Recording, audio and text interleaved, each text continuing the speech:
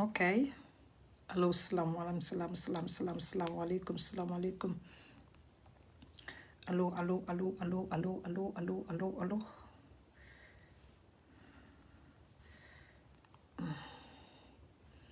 Waa ana sama gaañ ñi ci looleen ne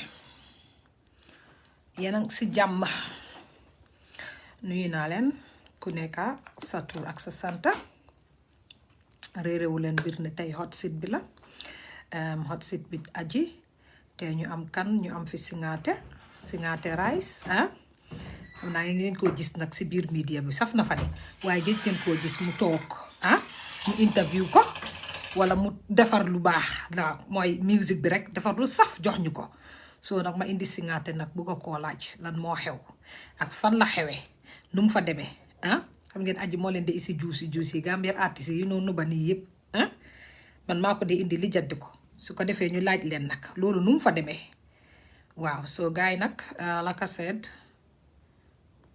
tonight we have Singateh so hold on leen sorry de mais leen ma tuuti rek xam nga man dama nonsense yenn saa yi dama dee ñëw unprepared waaye yéen miin ngeen yii si man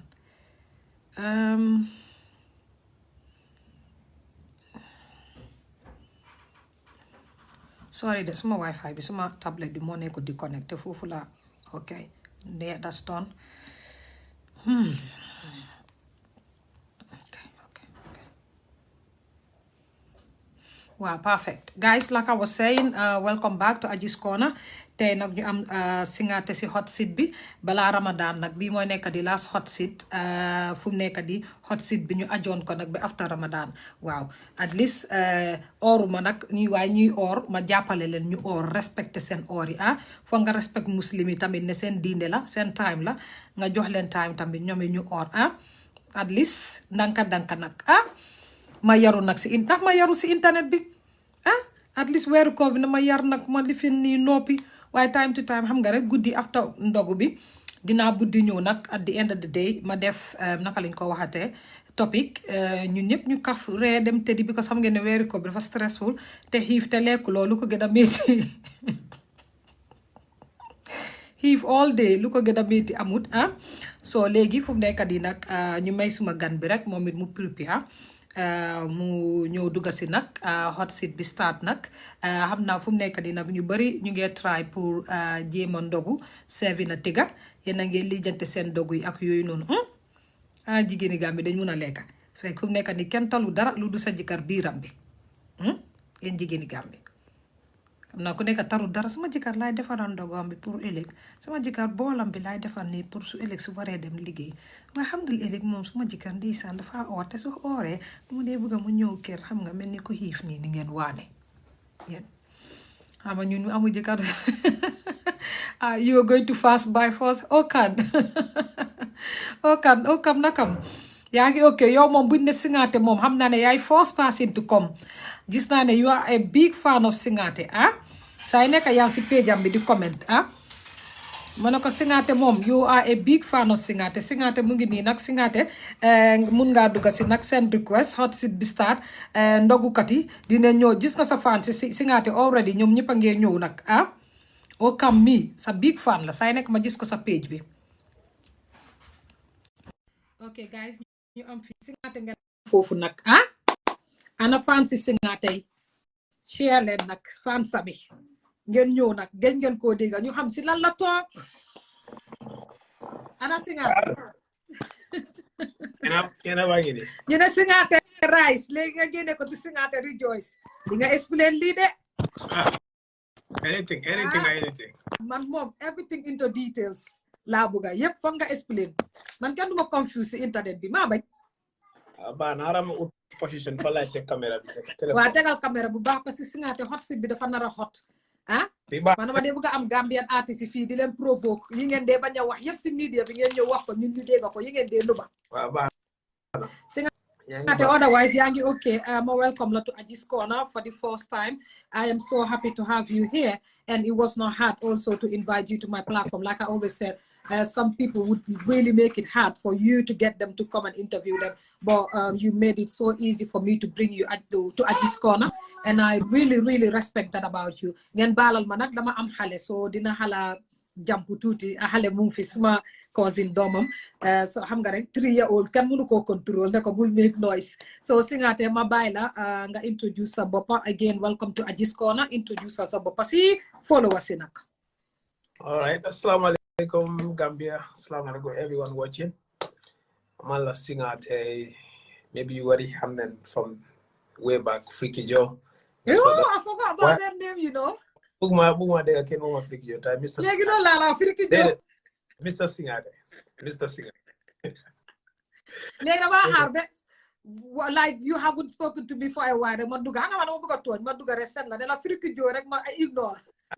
The man of father, so I Freaky Joe, the man of by civil. One colleague is very rare. I guess kuande daf ma komuta ma Freaky Joe. Very rare, very very rare. Sma de get to the Freaky Joe, man ko old school. Oh really? Yeah. So Singateh new maila kom ka introduce nga sa bopa. Basically, je halangulo de kasi nga ne man la sianga Singateh Freaky Joe. So madelo wat ko nga je kali. Wow. So small to the Alaji Singateh. That's my real name. But then come to my everybody's Freaky Joe ma hamon. Why they everyone as Singateh. A musician, a songwriter, performer, and a producer at the same time. Yeah.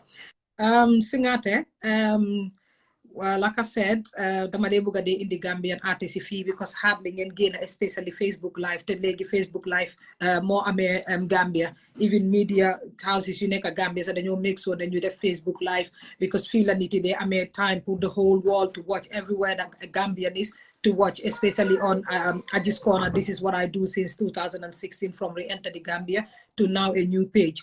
Singateh, mabugon ka wahma, kan moy Singateh, like basically for like from your childhood to your adulthood, like where do you live, where did you go to school, ban school from Denver, how you end up here? Just a summary of it. Yes, my name is Alaji Singateh. Originally born and raised in Bansang. So I did my primary school, junior school. Then I moved to Armitage High School for a year. No, sorry, for just first term. From High School, that's when I moved to Gambia High School. That's where I graduated. Then from Gambia High School, and that's before even graduating. That's when I start performing as an artist for Flakuma Joydal. My Gamsen's Reconciliation way back. Then you and me started from Gamsen Reconciliation. Then my nigga Gambia from 2014 all the way to 2015. 2006, sorry. 2000 I started away from Gamsen Reconciliation, time for my nigga student.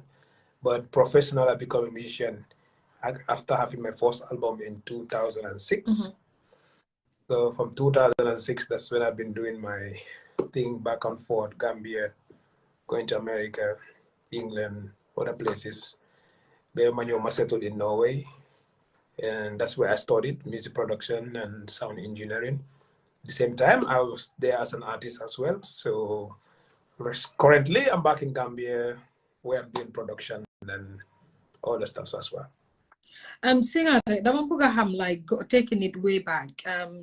Tona, you started singing with the Gamsen's Reconciliation. Yeah. So like what inspired you to become a musician? Is it ne danga talk rek ne dama buga nek a musician, or you grew up like thinking that you had this thing in you that I want to be a musician, or something suddenly happened and also you've been looking up to someone that sings and you're like, okay, I want to be a musician? No, actually, during high school, junior school time, I was in a drama group. And then we love singing. I also grew up in a compound whereby you have your elders who keep playing music, especially reggae music. Every day I get L, I get a guy, L, like, don't they hell that play music. So you grow up in that environment, you get to like reggae music. So Sila Command I'm not in drama group, we sing, at speech and prize giving days. And also I fural dama dem fural nit ñi dañ dé fay xaliss pour fecca way man dama fay xaliss pour ma tek beat pour ma mëna wéy You understand? Oh, yeah. Yes. So that's how everything started as a hobby, actually. Then from there, we moved to Gambia High School. Then they were doing it as a class. We were doing a break at freestyle, you know. So the time becomes reconciliation. Boom, then one of my colleagues was there. Why don't you sing about the Gambian reconciliation? Even to start singing of Gambia High School was one of them. Before you keep disturbing the class here all the time, why don't you sing about this program that is happening? So that's how everything started. Coincidence. Then when I wrote a song about Gambian reconciliation, Silema Bole at Nyom organizers of Gambian reconciliation, and Pa Usman Diouf happens to be their president. Fofla Hamanta mom. And then when I did the song, mashallah, it became very popular, especially among the students. You know, like a song was very important. Creating a lubari, tamet, you know. So Nola started out. It was a dream, a passion, and it turns to a profession. Well, I'm glad nit ñi xamee ko noonu because xam nga léegi jamono buñ nekk nii nit ñi dañoo grow up rek gis Singateh on social media xëj na xamuñ fan la commencé and people don't have time to break it down. Oh, okay, he started from here and there. So videos yi daf fi dee nekk forever and you've got followers here who haven't followed you on your page, so they already know you anyway, so they will know where lii yëpp fan la started. Okay, Singateh, my second question is, okay, of recent ñu ngi gis ne danga delluwaat Gambia nga dem resettle Gambia. Why and how is settling down in the Gambia going for you? Like, why Gambia? Because there could be many people would say, oh, okay, ñëw naa fii nekk naa artist ma dem back home ma dem def fa leena. So like su ma invite nit yi sax ñi nga xam ne artist lañ or something, I'm like, what are you thinking about to go back home to engage youths in? So why are you thinking about that? Nga dem build for sa empire ni talk. Do you There is no place like home. Even when I left the Gambia in 2000, I'll call it, you know, when I came back in 2000, wow, start, you guys give us hope, within that you guys gonna take us to the next level. You know, you guys were this, you guys were that. I'm like, yeah, I know this is Gambia, but sometimes you get to a point that whereby, as far as Gambian industry is concerned, and they're gonna them round the circle. The same shows I play, the same radios I them, bena them, bena kuru karabinga de neka, year in year out. So guys, mainly ñu ngi xala pause because ngeen realize ne Gambia la nekk, so reception bi dina dem ak a ñëw. Singateh yaa ngi xala am foofu noonu the thingy internet bi ngi xala pause, so ñu may ko tuuti rek guys. Understand leen ne Gambia la de, so dafa war a am pour exit bango yi ak tiir yi ak kooko yi nii pour network bi mu rek so xaaral ma génne ko and then he would send a request again and then join. So guys, like I was saying, understand that the Gambian la nekk nag, so nag ñu def ndànk ñu am patient. Yeah, I think this would be a very interesting hot seat. Having Singateh here, I am so proud to have him. The indie Gambian artist ñoom tam ñu wax lu xew ñu gën leen a xam. buuba bu reede Gambia foog nga egg si kookoy ak mango yi pour nga am network. Après the best network moo la doon this is the best network. Nga nekk di fay network di fay rek nga fay 2000 si internet boo xam ne du dee mut. Yaram nga num fa demee sax nga jënd bundle 2500 bundle nga use ko si guddi nga eewu suba bundle don't disappear. So nga Singateh su fekkee you're there, and please send a request because of a pause, so I had to take you out nga send a request again, so please send a request again. You continue fañ amoon foog Singateh ñëw wax ñu ñëw Gambia musicien di fii dof lu yi dee di def fii si internet ñoom ñëpp laa indi fii ñu ñëw leeral ko. Waaw, kan moo xuloo kan moo defantee kan moo bàyyi kan ak kan moo téye kan fii nii yëpp dina leer. may leen Singateh mu ñëw waaw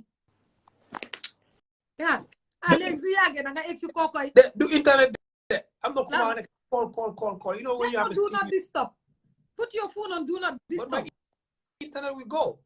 Dede, it won't. Really? Yeah, man noonu laa dee def su ma dee def shows. No, the other one Gambian man rek leen respect naa leen woon de ma woon de. You know, Yeah, all of Mr. That my credit. What's a credit with Mutu? The guy for next Singateh Gambia is struggling. No, You know, no, I am. Okay, this is my studio. This is behind the house. Yeah. My internet, but it's in the living room, and that's what is on the other side. So small for them, there'll be noise coming. So I came here proposing, I guess we can have a nice interview. Yeah. So more tabunga connected. The internet can get here. The fast slow belly. So I'm just. Hi, Amy. Walegi.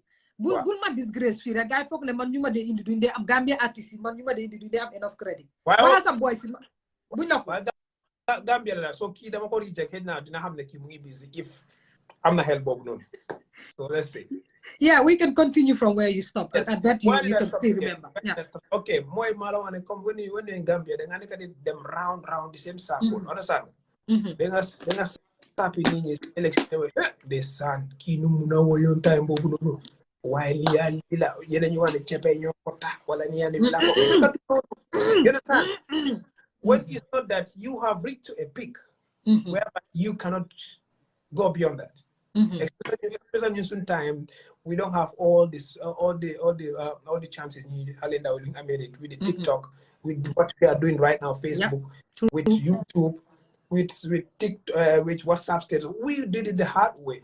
You know, people know us through Radio Gambia, GRTS, the manual way. You understand? So, okay, man, I did a tour. I left Gambia. Them now, I'm not even most of my crew members. If they want to come back, they come. If they don't want to come back, they don't want to come back. You understand? So, they are doing big things for their parents. You understand? They are doing big things. So, you want me to be so boy, you understand? Yeah. So when I check money, okay, this I'm great. I'm getting old. I cannot spend my time here going around the Gambian. I still keep on saying, keep it up, keep it up. Keep it up. It's not gonna take you anywhere. You understand? So it went to a point where I'm like, okay, now I have a chance to relocate. You know, and also when you're relocating, that makes you look more than I relocate. So when I relocate, what I did was the first thing I did when I get to Norway, get into the system, follow the rules, learn the language. From there, one day, I don't like it of that matter, but I want to come back home to invest. So, bringing people, producing them, giving them mentorship. Lola them study. I studied this for 2 years, and then I get my investment, I put myself together, then I came back to Gambia. I think most of the journalists didn't want to and them by industry. I keep telling, do you look at me? Do you think I regret why I left Gambia? No. You're cool. You're hands. No, after this, I'm doing. You never send application in. You understand? You're not a Gambia, so you're talking for good necessary. So what I tell them, what I'm doing right now, if I was in Gambia 100%, I might not be able to do it. You understand? Yeah. I might not be able to have the education. I might not be able to have the strength to do it, even though you want to do it. So coming back, for me, I didn't miss anything if things haven't even get worse. So no line with me. Then I have my project going, and I have my studio here. And then in this studio, I opened in October. From October to today, till I hardly go out. I think I told you that before. Yeah, you did. I go out when it's necessary, but I'm in Gambia here physically, but my lifestyle, I don't live here. I'm just here in my little corner, minding my business, doing my thing. You know, so being here, this is what it is. Gambia is home. Them now, there is no place like home. I'm back home, let's say 80%, 20%. If I want to go back, I can go back, do what I have to do, and come back. And for sure, the youths are very happy. Most of them, they want Singateh so don't download. I don't know what that means. Oh, bless. You know, so most of them have the chance to come because what they are doing today, I have done that before. You know what I mean? Yeah. I've done it. I have seen it. I was one of the top artists for over 10 years in this country. So so most of them come, not small artists, not the big artists.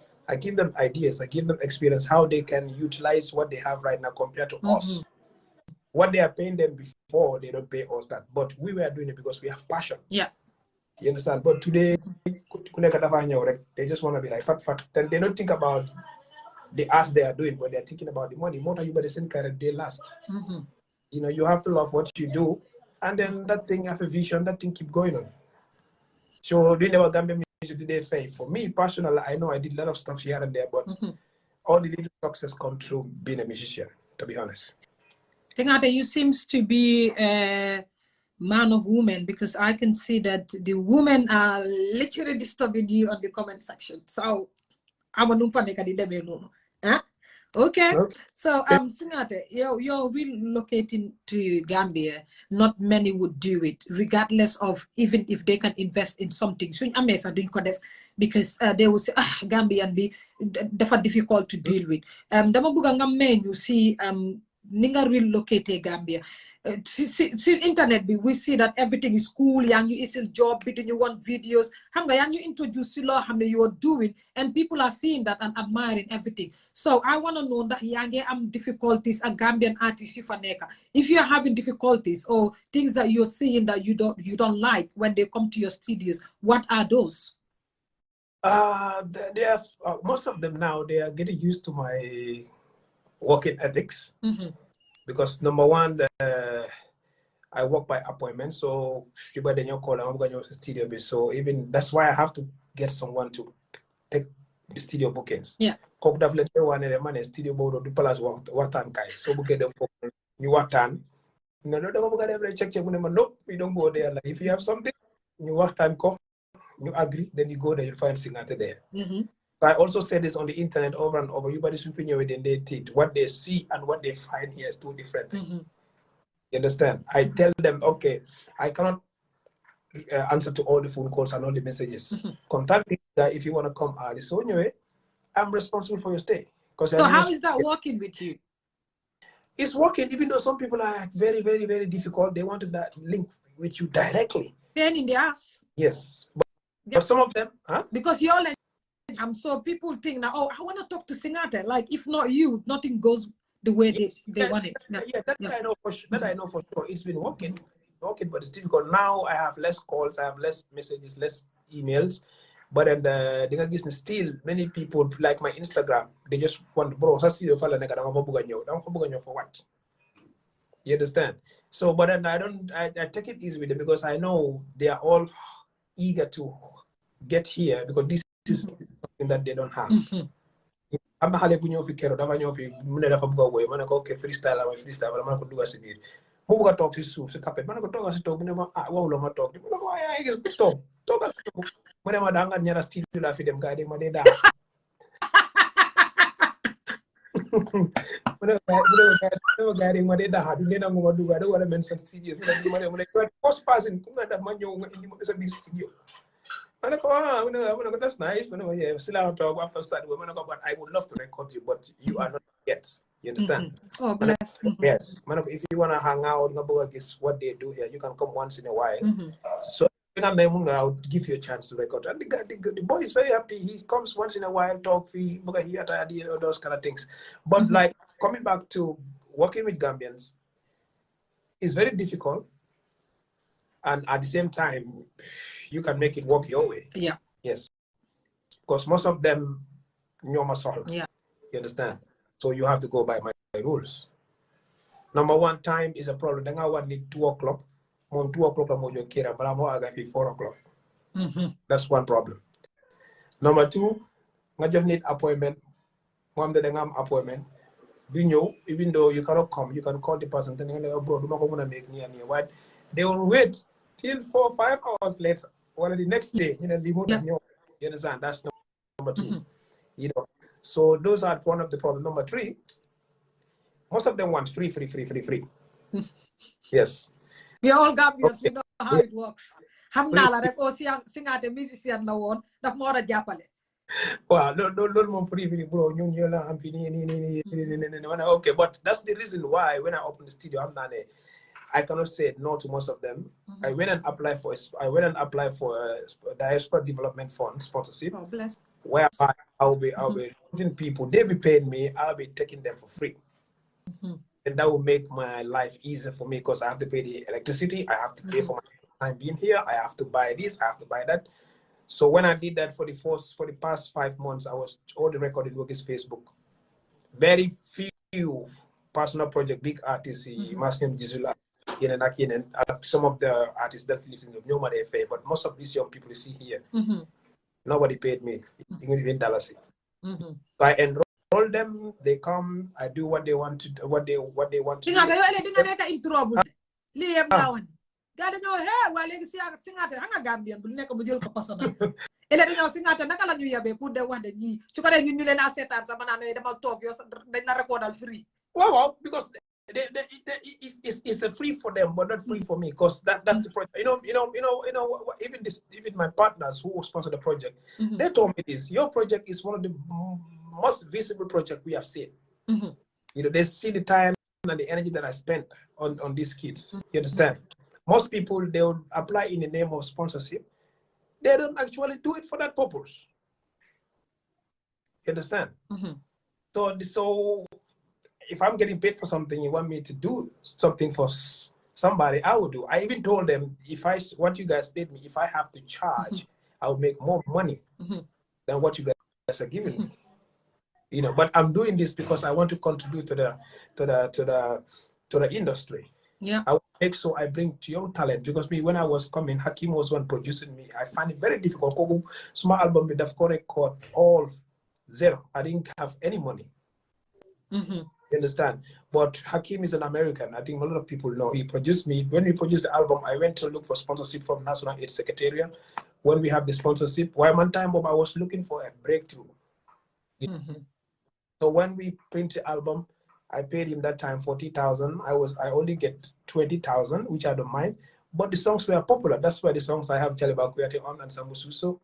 That's why I have Singateh Rise. That's why I have Foda Gambia and Leave It Up. All those songs came. But when those songs came, I was out already. So I was making my money through concerts and bookings. You understand?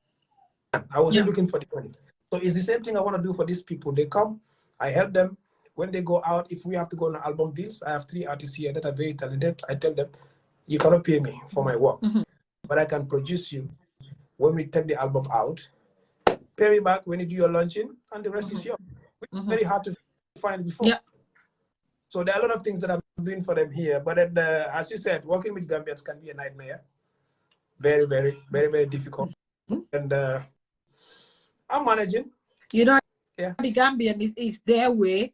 Oh, no other way. And their way is always no good way. I don't know if you get it. I always tell Gambians, every time they do things, no matter do they no, you go do the other way around.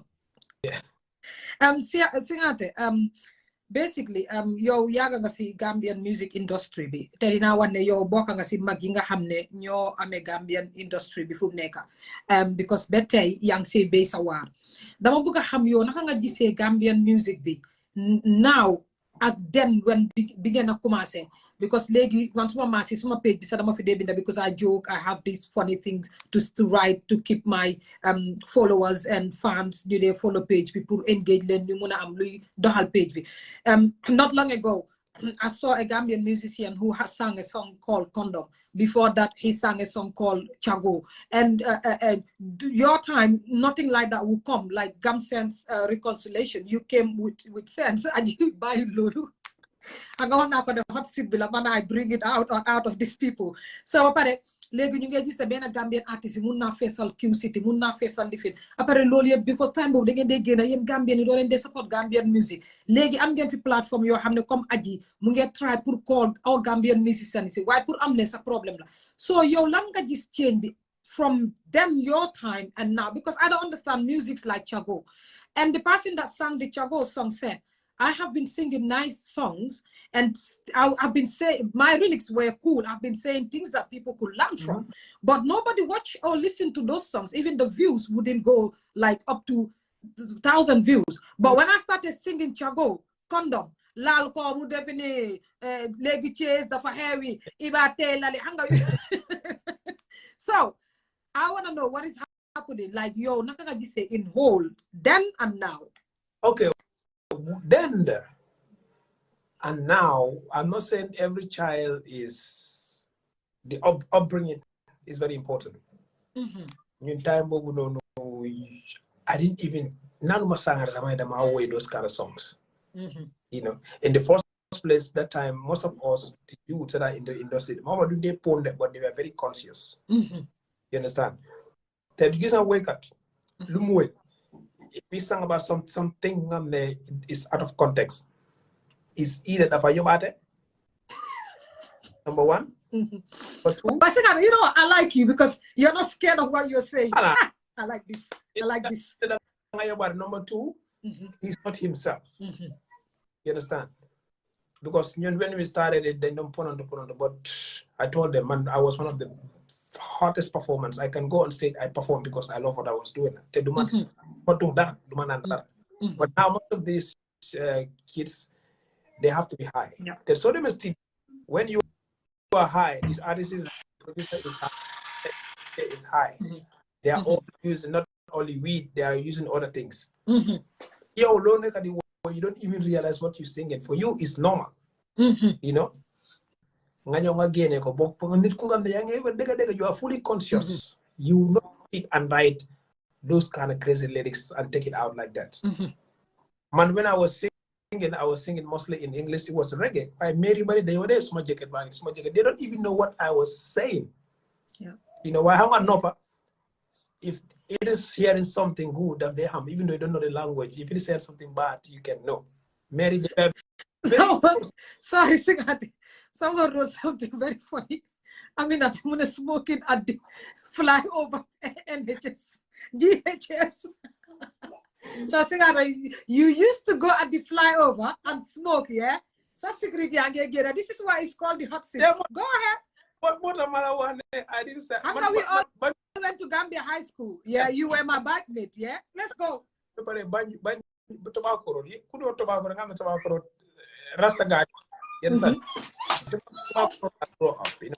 I'm going to Singateh, Suba, Halay, the Nyo, I'm not feel off you, I can end up joking. The Nyo, high. Singateh, me of you, Bugayapsa, Momu Pon, Fiba, so I'm going to do it. Not Mendable.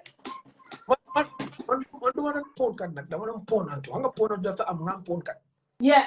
Thank you. So I was one of those ponant, but I wasn't a one time I was my pon. I don't even know what I'm doing sometimes. I wasn't a serious smoker. I was just pon and talk the boy and I have sip sing. I don't do pon cut. Cut make already got I have pon cut.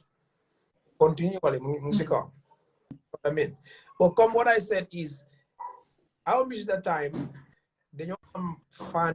They know I'm fans. You know the new mag. You know I'm fans for the ministry. They know I'm fans at the governmental level. They know I'm fans at institutional level. They said because the songs are very positive. You understand?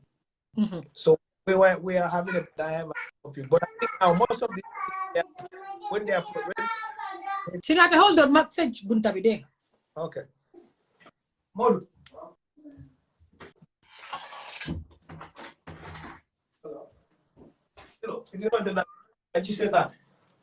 Like I said, I have a 3-year-old, so Fini, so noise bit of there, so what I'm have a teach go. Bailen du sona suma gasi, ni ngeen def you duga suma gasi already sit bi mu ngi hot ngeen sona suma gasi di len dugal problem. Yes. You dem okay. No suma studio assistant mu ne ya ngay wax ci téléphone te timis jot na manako aji setan. Te dama konde man after dama jur way gis na fu nekk timis passé na way mu ngi cool. Ya na la bal. Mu ngi cool. Ma judi la la ñaana mu balal la.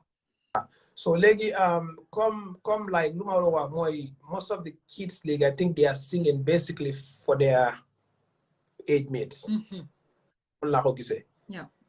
So those songs you are saying full of gangster, ñaari songs for you. Nice. None of them is about even Kiss was not there. You understand? Yeah. Why mom come the mom Mr. Singateh man nama try come no go explain he did everything, nobody listened to him. When he came with that, everyone jumped. So when he came, I told him that now that everyone knows you, now let's change that fame into something productive. You know, so the song that he just completed here last week, he did it with Miss Job. It's a very nice song. It's called Jombadio. Jombadio means seat. Zan.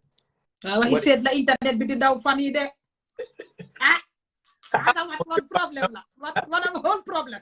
On Jombadio was. So this is one of the things. Come like when you look at even at the gate of the studio, I can show you. We have this project. This is what we have here. I can show you. us su ko defee ñun mu waaj a woy man mi waaj a woy sax ma ñëw foofu noonu ñëw woy si soona. So gis nga we have music production. Yeah. We have mixing and mastering. Yeah. We have mentorship programs. Wow. And then we have the last one, branding as an artist. What you need to do to brand yourself. Yeah. So this is the outlook of the whole studio. We have everything passport here. Understand? So what we do is like to help to shape some of those people. Flagansa is very talented. Come on, artist work at Boywani. He's very, very talented. Yeah. Yes. So let me sorry 1 second, Aji. My internet is trying to interfere. Can you hear me? Yeah, I'm hearing you. Yes. Yeah. Because I stepped outside, some Wi-Fi mom got interfere. This is what I've been doing here. Come like Nyom full of gangster way now, but now he's changing. As promised, he's doing something positive. Yeah. You know. So the motherfucker like is the most of the youths near way. But they think, and also one thing I would say, Gambia also, there are a lot of good singers here. But when you are very, very, very serious, not only in Gambia, it's worldwide, when you are very, very serious and conscious, don't they tell them that? Like in Yabuga affair chahan, if it's something my man. That's industry change. When you want to sing about, yeah, you want to talk about, you know, war, you want to talk about hunger. Some people don't know what is hunger. Even feel it. They never face it. They don't know what is war. They can just see it. They don't live it.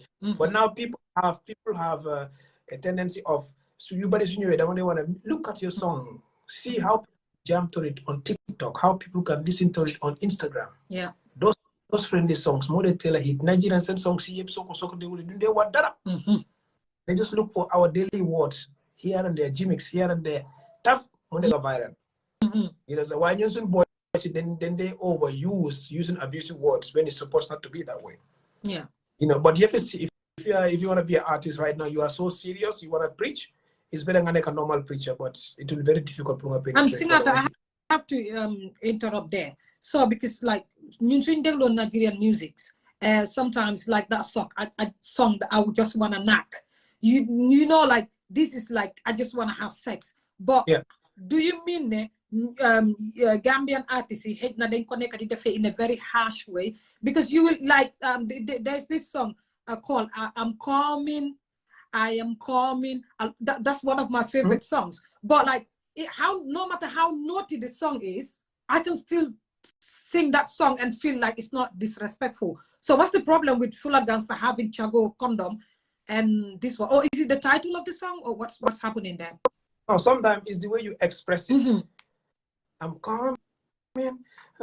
It's really doggy style. But what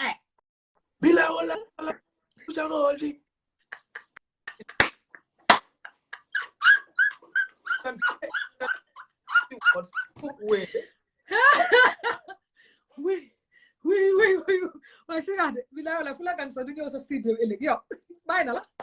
I'm just trying to tell you. I'm just trying to give example. Can you do that again, please? When you said I want to have sex or I want to knock. Yeah. You know, sometimes you can even say I want to have sex, but it depends on how you put it in the music. Musically, sometimes it will be very smooth in the ear that you like beat sexy. I'm saying. Or sometimes the way you express it, people say, "Hey, that was too much." Understand? Even me, even me that talks about sex all the time, yeah, and writes about sex because I want to normalize it in our ears and in the environment. But I just don't come that raw like Chago. Condom bisala date in this interview before one anymore.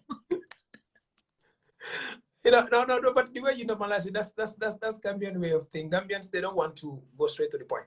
Yeah. You understand? They don't want to talk about sex. Yes, it's true. That's Gambia. That's Gambia. That's I think it has to do with the culture. Yeah. You want to do it on a stage, you know.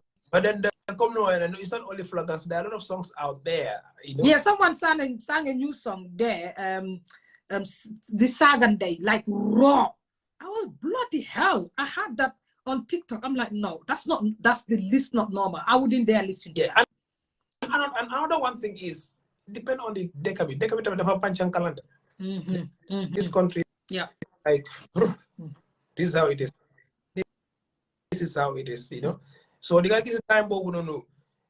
Mandy Mori when he went on stage say I can feel a yeah. Huh? He's one of my favorite. Yeah. Thank you. Yeah, I just asked him to come down off stage. You understand? Imagine just he can feel a tele. On the flagangster and many other people who are cautioned, they will ever think of doing those kind of songs when that man is in here. Nope. Exactly. So, but the kids, as I said, children leave what they learn. Even people that are ruling us, that are leading us in this country, having their naked videos out, having their audios out. What do you expect? So everything is normalized in this country when it's not normal. You know? So it's not only about the art. The artists are coming with different ideas. Man, I'm not going to record anybody who's going to bring caution word here. My daughter came the other day, I was mixing a song. This guy, all his thing about Kakumba, I want to give you my Kakumba. You know what I mean? Me, I know what he's trying to say. When my daughter, but in a nicer way. When my daughter came to ask me, what is he talking about Kakumba? I'm going to go, don't mind, he's a fruit seller, he's a vegetable seller. He's trying to advertise. This is what I said. I close because she's someone who loves music. You know, and then she tried to sing, but she's catch up on her. So she said, like, even some of them said, bro, you're not supposed to be out. For how? But there are a lot of good, talented artists who are doing very, very great. Very great. Attack is doing very great. Jisul is doing very great. And few, you know, but there are few elements that they cannot listen to because they want to swing dormy and they will we cannot listen to them. So more than young boys, they have to check what they have to put out there because it's the younger generation that is following them. When you go to their source, it's true, definitely. Yeah, you understand? So those are the crowd they are entertaining compared to when we are doing our thing. You know, we do it mature way. If I have to go and sing seriously, they will not understand, but they will love to hear those flaggers. When you go to a Q City or we go to when you say that Bila Ola Dem Chagot, everybody sing. Yeah, they jump. You know, so even there are elderly people out there, they teach and no, so it's like it's normal now. Things that were not normal before, people think it's normal now. You know, we have seen too many things that were not normal before, they are normal. So Plaganza have his reason. He's one of the most intelligent young chap. If you sit with that boy, he's very intelligent. That was smart. You know, that I know. He's very intelligent, very talented. So I told him, let's change that. He came. He also wanted to do a mixtape. He doesn't have money. Oh, bless. So I'm also doing a deal for him. Let's work on a project. So putting at them launch when you have money, come and pay me. They will not have. Singateh ma warna ñu sanga lebal ma xaliss project bi de. Nga man Gambian la. Project. Nga lebal ma xaliss bi tuti. Singateh num tuda Lingawa is very important, but don't you think that like some of our Gambian artists, they're just forcing us to support and watch their music when like their music is not mature yet? Come linear way, you can't connect to the music. You can't you don't want to listen to it. Okay, there were times that Gambian musicians that wouldn't sing in Gambian, like sing Patois or sing Law Hamne is out of our culture, and they're struggling to be up there. And hear me, for example, I'll be asking about, for example, like Sophia Bass. Sometimes I sit and ask myself, like, I don't connect to the music because I don't hear, and even though the Patois is like a broken English, but because we don't live in Jamaica, I love Sophia to the fullest, because sometimes when they just see Sophia, I don't care. I wear whatever I want because I feel like this is me and this is what I want to wear, and I like that her for that. But sometimes when she sings, I'm like, she is a good musician, but Gambians are not connecting with what you are singing because it's definitely out of Gambia. So don't you think that we have to hello,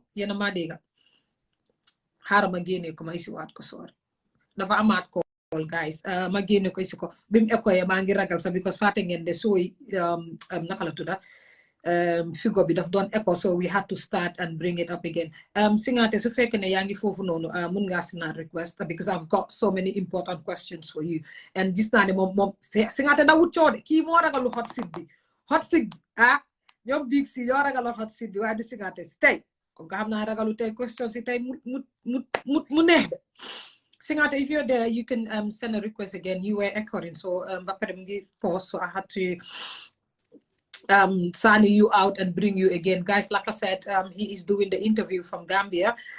Just na ne tay mom Francis Singateh first nañ fi di ko support. Mu ñëw na malak kañ la mo toga music bu es parce que ñu ne sona di xaar muy project ni ra di togal ñeneen ni te bay bopam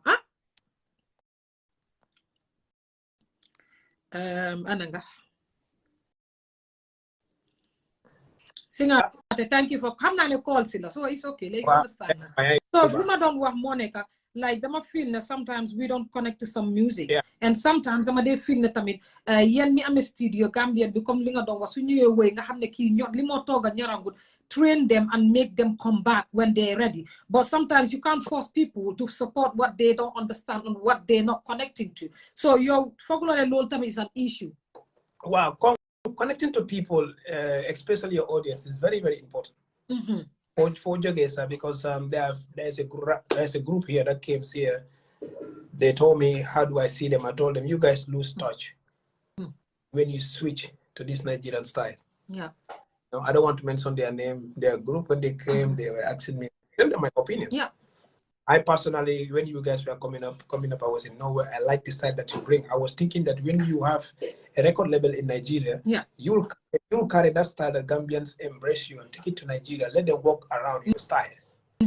But instead, they went to Nigeria. They want to do Afrobeat. You went to Jamaica. You want to do reggae like them. They own it.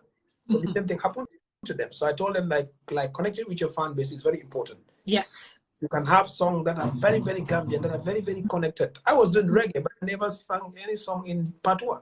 You know? I never sang any song in Patois.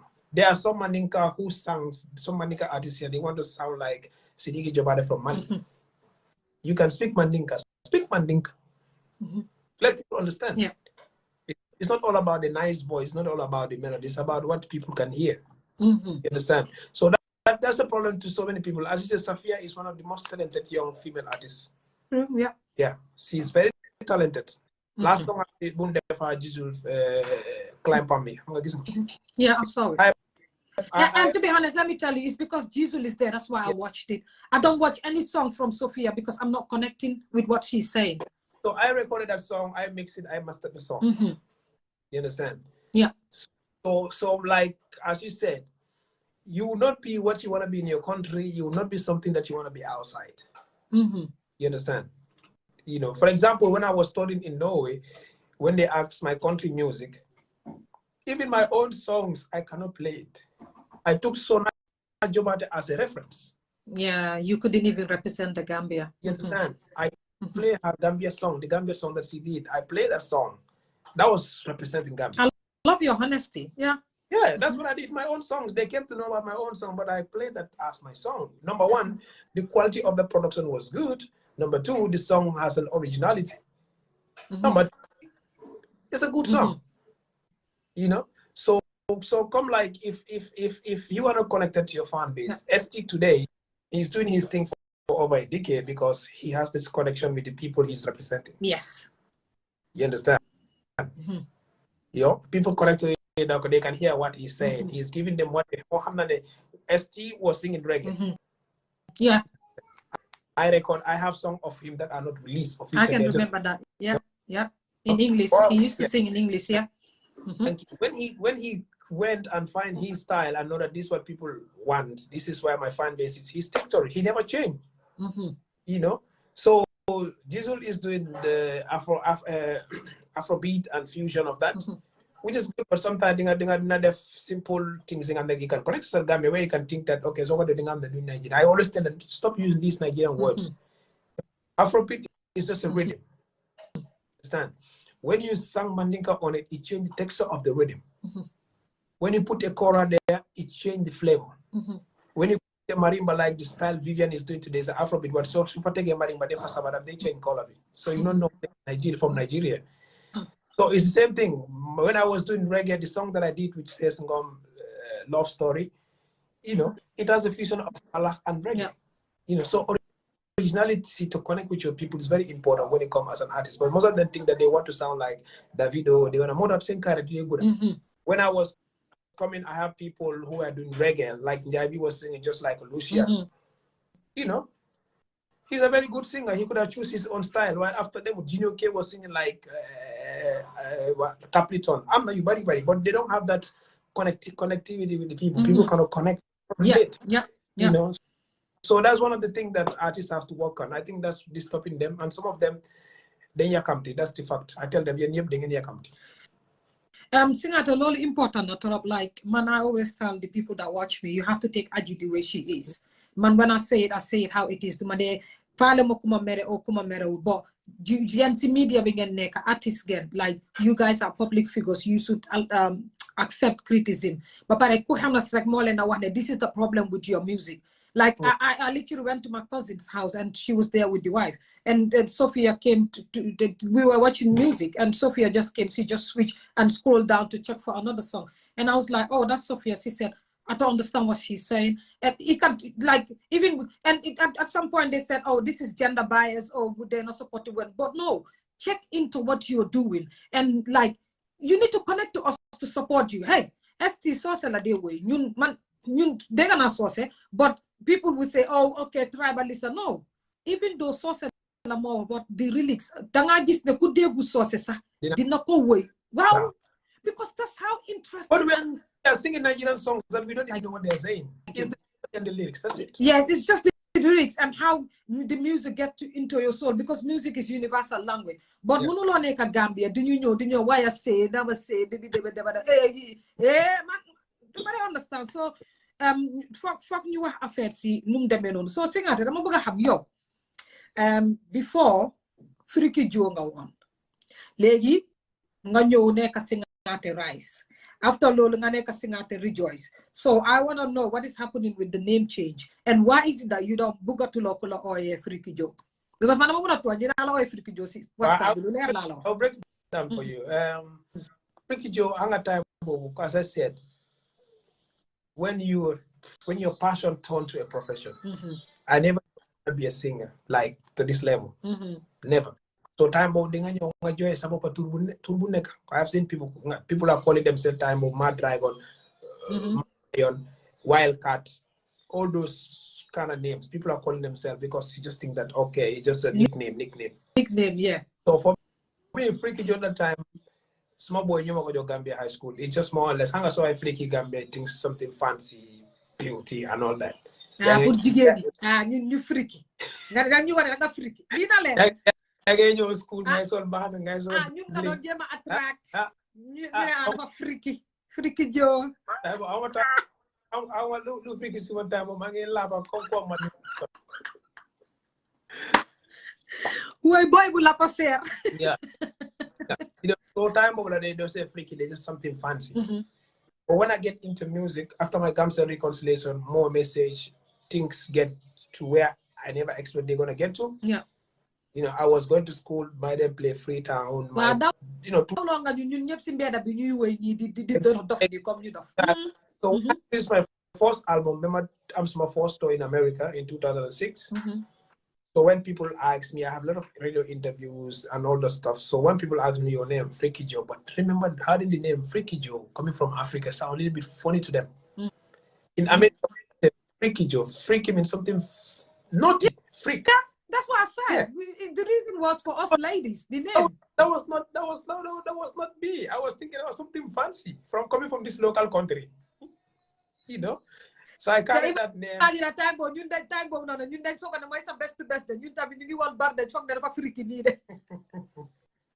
don't want to be like time. You understand?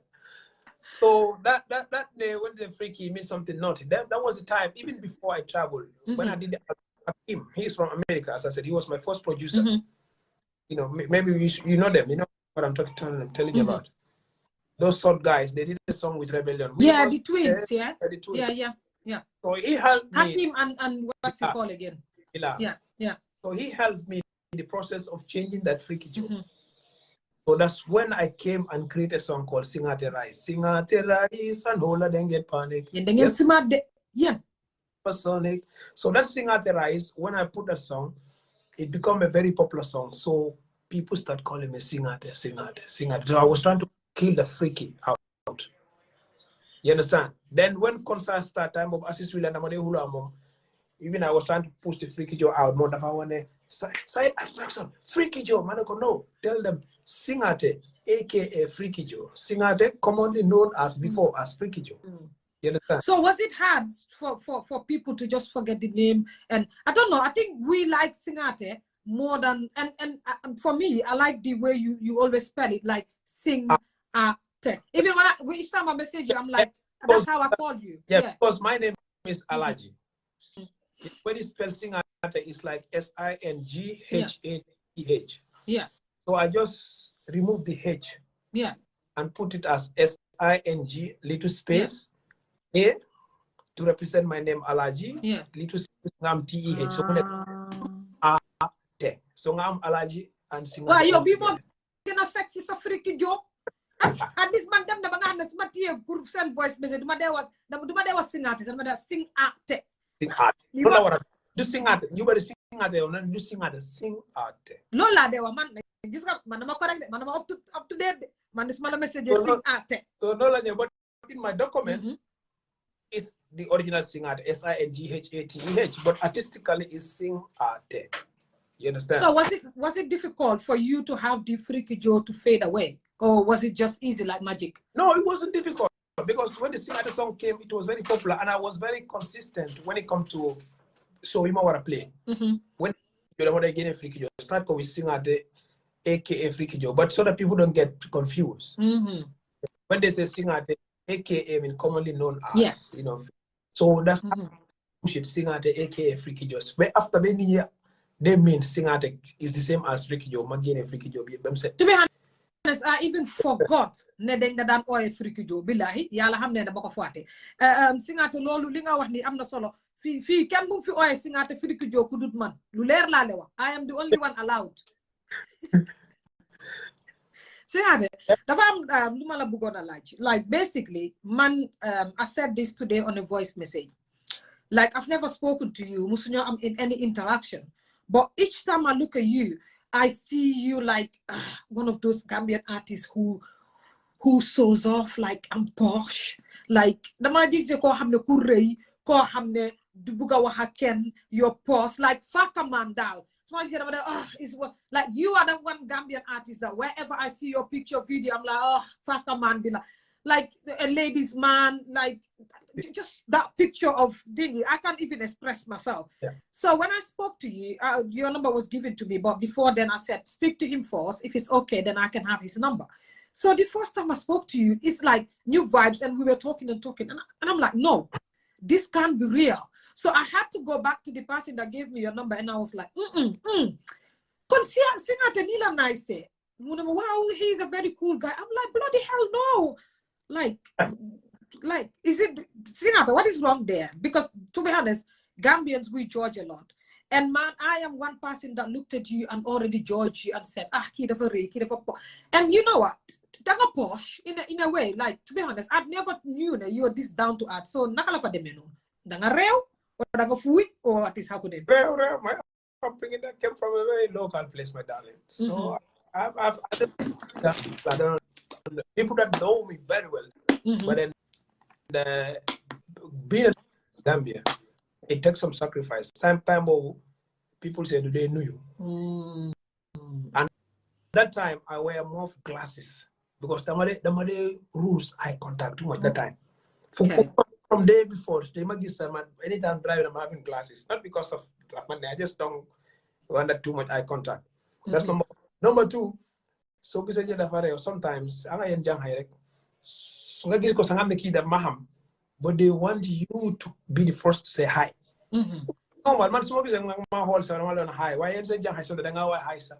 You do more than you high and you know call the phone chase. Fake I just saying hi because mula hot. Another gonna chase. No, man time guy want to chase. Man want to chase. Legi, not legi. No they chase. Magla boy. Yeah. Time is I don't have time. I'm not So, this this minister. I was gonna ask this, yeah. Gambia, just not go between your record, have the public figure, but they're likely. So, yeah, I didn't chase, not they chase, better. What time, Bob? Do like people don't know, Mister. So now there is more respect now. I think. So, like, no. So, like, in fact, man, they only Janghai, you're Hamulo. Guy, time of freaky be like I am. Freak, I'm freak. While leg is sing at them. Well, now you use that name, put am sin attention, the freaky Joe, the whole freaky Joe, so whole be rocked. Would you say to be am bisa sine kasi to be of them any rock be so to be. Why don't I on You tell me. Why dega Singateh da munon you tell na man sometimes madane ka sa ganana ki do for to be am. No, those come no like come like all those were things that you know when you go to America gis na rapping later the government ngawara you tell. Singapore America. Thank you. So what man nakala fa demeno so danga rew da people just see it. That no like most of them when they come to my house, especially to this they surprised. They become very surprised. The first thing I tell them surprised. First thing I tell them, hey, don't look at me like that. Look at me like mate. You know what I mean? Don't think about that. Feel free, let's talk, let's do this, blah blah blah blah. But when they come when they left, they call man could they just steal your booking, go and your feedback. But then they lose what they experience here. You understand? But music is all about branding. Gambia, when you are too foolish, you become foolish. Yeah. You understand? So you need to have that little bit of charisma. You need to have that little bit of people just saying, people doing this. You know, you cannot be nice to everybody. You don't know everybody, but everybody. You understand? So I have these two kind of life. When I'm doing my music thing, I'm a different person. Out of music, I'm a different person. Meaning you don't mix business with pleasure. Yes, if I'm going out doing my thing, I'm not a celebrity anymore. I don't sing. You guys should leave me alone. You know what I mean? But still, people give you attention because of what you did in the past.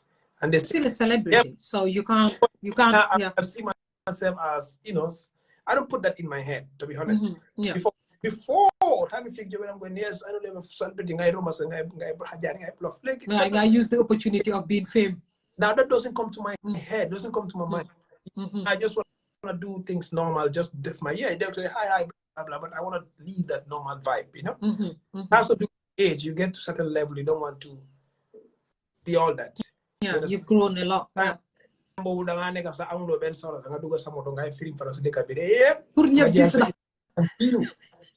You understand? Now I can stay in my house for 1 week. I think you are the only Gambian artist that will be honest to say that. They can use. Come on. When I was doing my thing today, that time, modern as first Gambian artist, time of motor was luxury. Not ever. Today is just like anything. You know what I mean? You know, so that's definitely. But now those things are no more fancy in my eyes. You know, instead I'm looking at the bigger picture. So from not like that time, I am Singateh. I don't have problem with anybody, but I am a reserve person too because Gambia, when they get too much into you, you're about to fall. They will break you so quick. Yeah. So since I came here, some people, social media declarations, and I've been here for almost 7 to 8 months. You know, so no like, but then personally, people have to find out when they meet me what the kind of person I am. Yeah, to be honest, when I spoke to you, I was wowed. I was like, nah, this can't be, because, like, to be honest, man, because I've known you for long, even time in school, so I just feel like, you know, those kind of things. So when I spoke to you, I was like, ooh, okay, this was that. Even like we had a lot to talk about Gambia and all of that. So I was even thinking that okay, I didn't know, you know, the conversation ended there, but like, much respect to you, at least more than they want to get to know people. And this is why we have the hot seat, where, because people assume and gossip and say stuff that are not that really that person. At least man of land, yo, you are a very cool person. So Singateh dama bëggoon a xam comme nu mu tudda basically Gambian music bi yow fan nga ko gis because of recent coow bu mag amoon na fi ñu ne attack dafa nekk di beef ak dafa nekk di beef ST because duma wanna wax beef ak ST because ST never responded. So yéen seen time xam naa ne beef amoon na and all of that, but I haven't seen you come out to say something or be one of those petty artists you side at what place and come out to be writing this and that. So what happened there? You got stay out of it, or like why didn't you get involved? Beef in artists, then they beef to get momentum. Yeah, you understand. My G baby, people know him. He beefed me. You know. Yeah, G. Yeah. Yeah. Why are you calling him G baby? Not in that G. No, G baby. Jibu Balage, Jibri. Yeah, Jibri. So, yeah. So one time over, when you're at the top, those who want to come up, I'm no chance, but oh, they are coming. They want to create that vibe. We need this structure, creative, or this structure, attention. Yeah. Man, I was in America in 2008. I was actually working on my second album. He did call Fallback. You know, with this man, that time I don't even know him. You understand? Person, I don't know him because he was coming up. So with this man, when I came, I was having an interview with Haruna Drame at Paradise Radio that time Wamu TV. Somebody called when I asked him, King Kilibasol early morning. So when I asked him what is his response about G songs that he dissed him. You know, even before I listened to the song, before they asked me, when I was in America, Uzi is very close friend to G, but he was in the music video. Remember, bro, my friend did a video song. This year I was in the music video, but I don't have anything to do with it. But you are in the music video, right? You knew this song is about me. Vibing. Yeah. I just make a laugh about it. I forget about it. X Miles was feeder open mic. He was in the video. Yeah. I said Black Shine was in the video. And all those people, that time they were just siding at one point. That time, if you don't say sing out of Freaky Joe, it doesn't happen. You understand? So when he did me Manega Radio, they asked me the question, what's my response about him? I told them I don't even know who is G. So I waste my time to this back. You know, until I find out seeing Kimo G, I go, okay. Then I just let him do his thing. If I would back, it would have created platform for him. Yes. You understand? So when attack this ST, everyone think that ST would come back.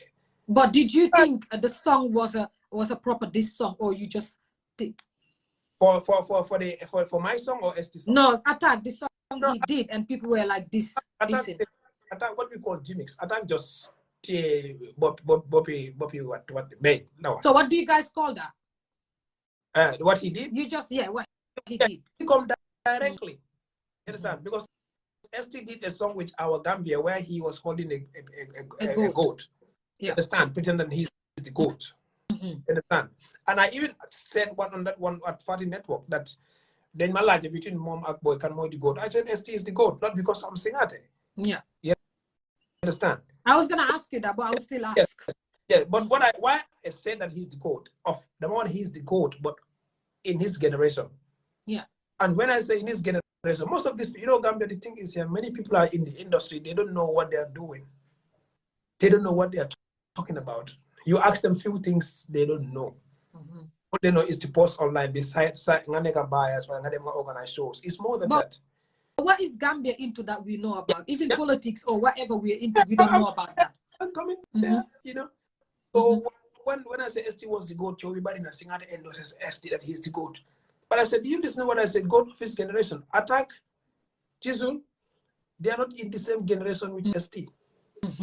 ST generation was G Baby, Bye Babu, Mandy Mori, Broke, Bunka, Mighty Joe, those things, those are ST generation. I gave GOAT title, but because all those people, they fade away over 10, 12 years ago, and he's still consistent, number one.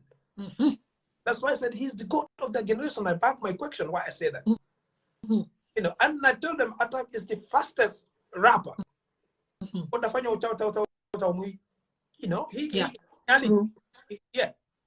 was. So compare. They are not in the same. Attack want to be more brave, but he want to be there. ST, where ST is, he want to tell them, hey, bro, it's time for you to go down. Go down. ST, you know? Yeah. Mm-hmm. So is his right to do what he did? Is ST. But you this someone, my time with me and Jalex. You know Jalex? Yeah, I know Jalex. Yeah. Yes. Mandy Morris' brother. Thank you. We were the one that time. Mm-hmm. What is the freaky? You say Jalex. Freaky Jalex. Mm-hmm. When I did my album in America, when I came back, released my album, he did a song called Akuntu Telendaw. Yeah, I remember the song. Yeah. Very popular in the whole Gambia. You know? So when I wanted to release my album, I told my friend, oh, the album was done. I'm like, we have to do a counter song on that. I could have gone this him, but I went to the studio and recreate my Leave It Up.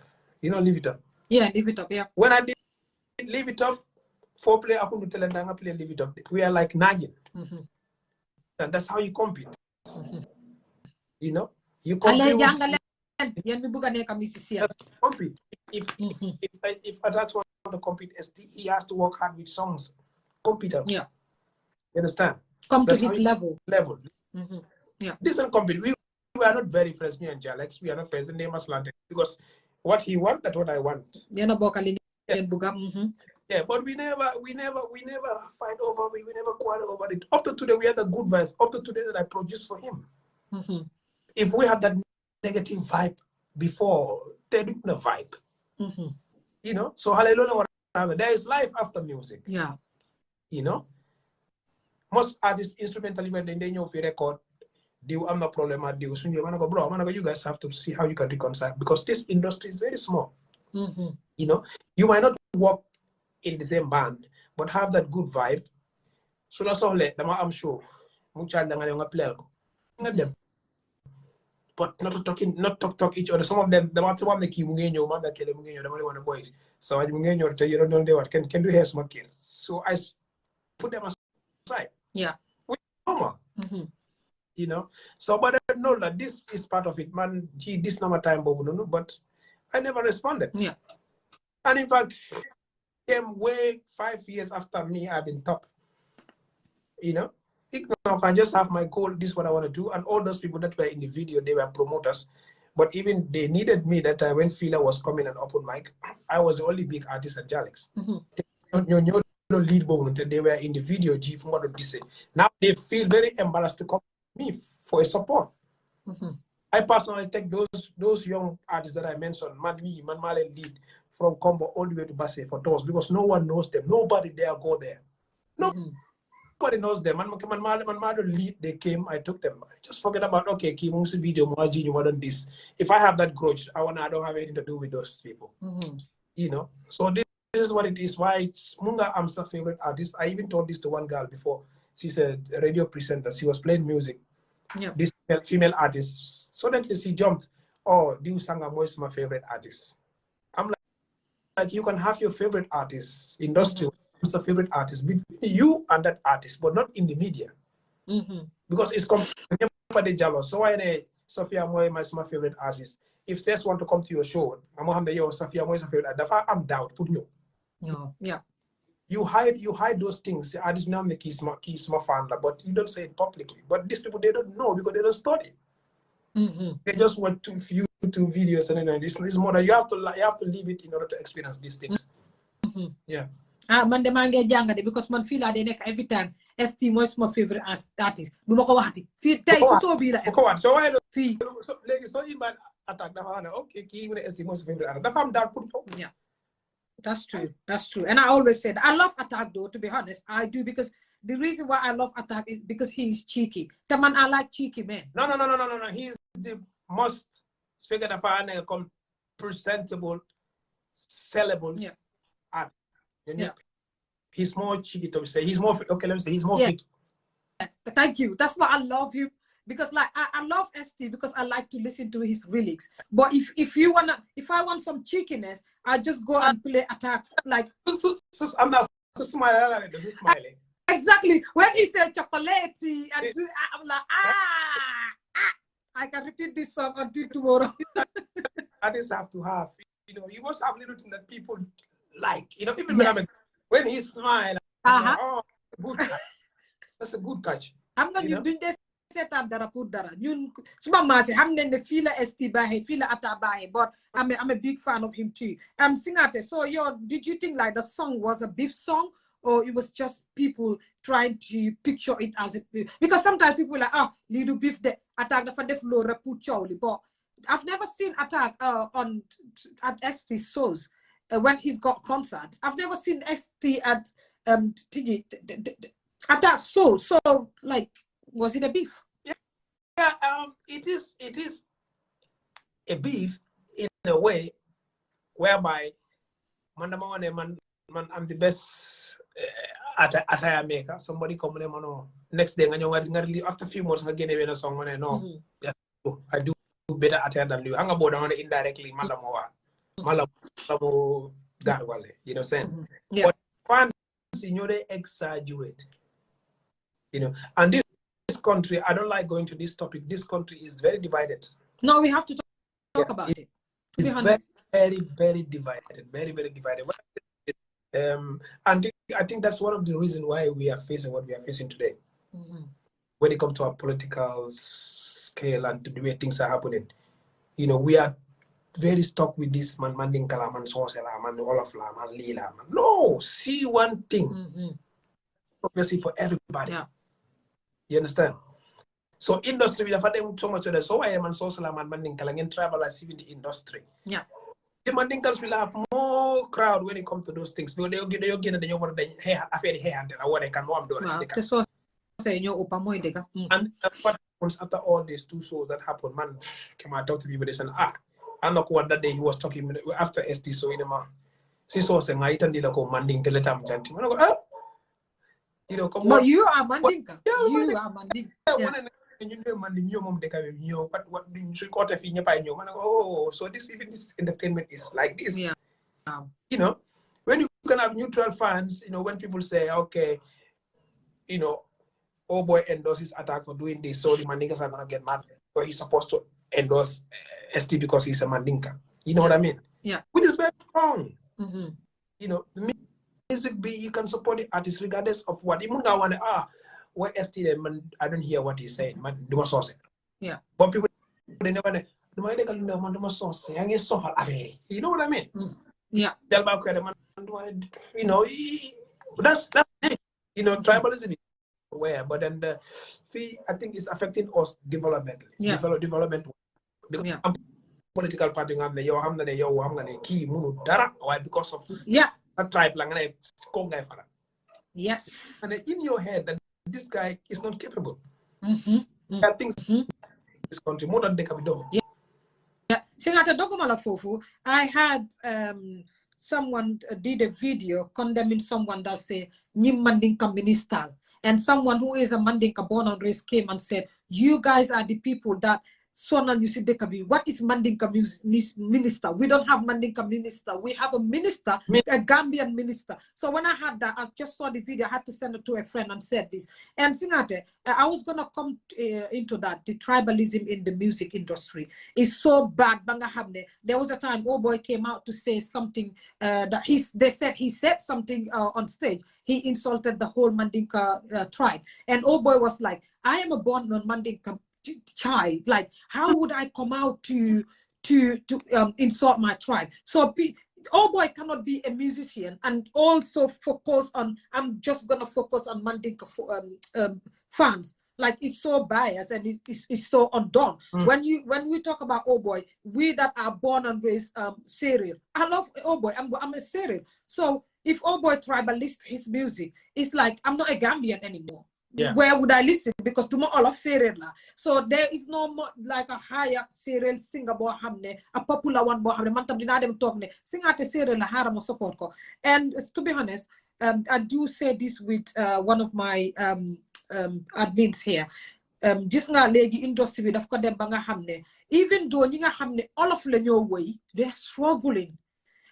If you understand now, they're trying to change some of their lyrics and bring it to Mandinka and sing Mandinka because them na banga hamne Singateh do dof.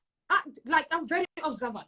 Them na banga hamne wall of singers you hamne same release sing wall of lawan. You get try to mix the Mandinka because if you're not a Mandinka, nobody dare listen to your music. And if you look at this and you say, they'll be like, I did for tribalist. You understand? I've been attacked so many times that I am tribalist. But I'm thinking, but how would I sit here and speak Wolof, speak Mandinka, speak English, speak Aku in my videos, and you are calling me tribalist because I'm Lolika Bukasiman? I think that it's just not fair. And I recently, just now, Gambian musician Mohammed, they only sing in Wolof. And I saw one of his most popular song right now is in Mandinka. I'm like, okay, now this is it. Gambian musicians are sitting because Singateh, this is the honest truth. Music, you want people to listen to your music. You want your songs to sell. You want people to sing your lyrics. You understand what I mean? You video in the TikTok, you might people know that Aji. So many people know Aji in the diaspora. So my way is a song thing. I go to my WhatsApp and I see the Gambian artists that I have there. They take my videos and put it there. So the artists can get struggle if you're not singing in Mandinka. Nobody listen to your music. Nobody sings your lyrics. So the Gambian artists sing all of them. You get struggle. I'm not your hamne siaka. We should set example. I'm not Gambian artist. You get your Poland. But they're looking at the industry and said, finally, I've got to be here when you are on. Okay, Singateh, they're looking at the industry and said, "Sumaneko source dumako make," and this is the reality. Sumaneko source, suma relixi do that can book away and. Like, so say you upper Gambia, we like it or not. And why are we doing this? Okay, dapat dem bang amne siya Singateh dapat dan beru. Legi fum nek artist so say, ñoo dem side, artist all of them side, artist all of am problem, artist so say, I'm a problem. What is this heading to? Break it down. Yeah, but very nice lady because I record few people. Someone wrote a comment that I really want to read before you go. She said, but most of them listening to Senegalese music, they sing in Wolof. It's the hypocrisy for me. Like, to be honest, Motama Buga like to have you artists because you need to hear it the way you hear it. Man, I'm the kind of person, Singateh, I don't mind in the morning someone attacks me for telling the truth, but it's my platform and we have to say it the way it is. And I know what you're trying to say, but then guy, there is this Sukuta guy artist, he's a Jali, he played Kora. He came here, he recorded a song, he was singing Mandinka very nicely. And Mungan there's a small all of set known. Understand? Yeah. But when he sang in Wolof, my eyes were itching. I'm like, bro, man, I don't speak Wolof, but this Wolof is not good. You understand? Yeah. Don't force it. I don't know why you want to do it, but don't force it because music is very funny. The way you express words, your pronunciation, so like the sweet. Yeah. You know, why all of the source if you don't do. Understand? If you don't have a voice, go ahead and write something and come back. Why come it has over. The country has been divided so much so that these things are happening. Sad. Yeah. It's very, very happening, which is very, very sad, you know, because people are singing in Mandinka because they think that now it is what is happening. Yeah. Singateh, sorry to cut you there. If you look at it, it's more of even Mandinka artists coming up. Yes, that I know. Yes. When this thing started, you give respect to who deserve. Yeah. For example, Jalex is one of the people who revolutionized this singing in Mandinka. Yeah. You know, I was singing English. Me, I just go straight to the point. I was singing English. I do picking here and there. But when Jalex came, he did Mandinka and all the Mandinkas came. Yeah. You understand? Yeah. I'm a Mandinka, but if I speak Sarakule, I think I'm a Sarakule. Really? Yeah. You understand? So when he came, I also did some song in Mandinka. But now that's not the problem. The problem is, be honest, Mandinkas are the majority. Yeah, true. But before, people have a diverse fan base. Mandinka. Yes. People like on my generation, we have a diverse fan base. In whatever, and people embrace it. You know what I'm saying? But support what we do. But now that it's been divided so much so that this I don't know how I call it. I don't want to use the word tribalism, but it's like it's dragging so many things here. Like as you said, when the guy said Mandinka minister, we don't need Mandinka minister. We need a minister that represents everybody. Yeah. You understand? You know, for example, if you are setting a teacher to a full account whereby there are only fullers there,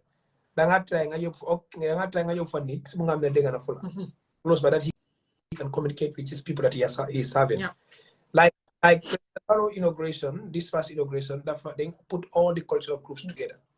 It was 3 of us who were training them because they are traditional groups whereby they have. I've lost you there. Mungi mute. Check out. Fuck magine ko guys. Sorry, the farm call. So fuck magine ko indiwat. Oh, Pharaoh. So fuck magine ko indiwat ko. Guys, like I said, it's the hot seat. Fi nung deme non lañ ko waxe. Regardless, we just have to say it because ñun li moy suñ liggéey si media bi pour nit ñi xam ne some of these things that they do it is so undone.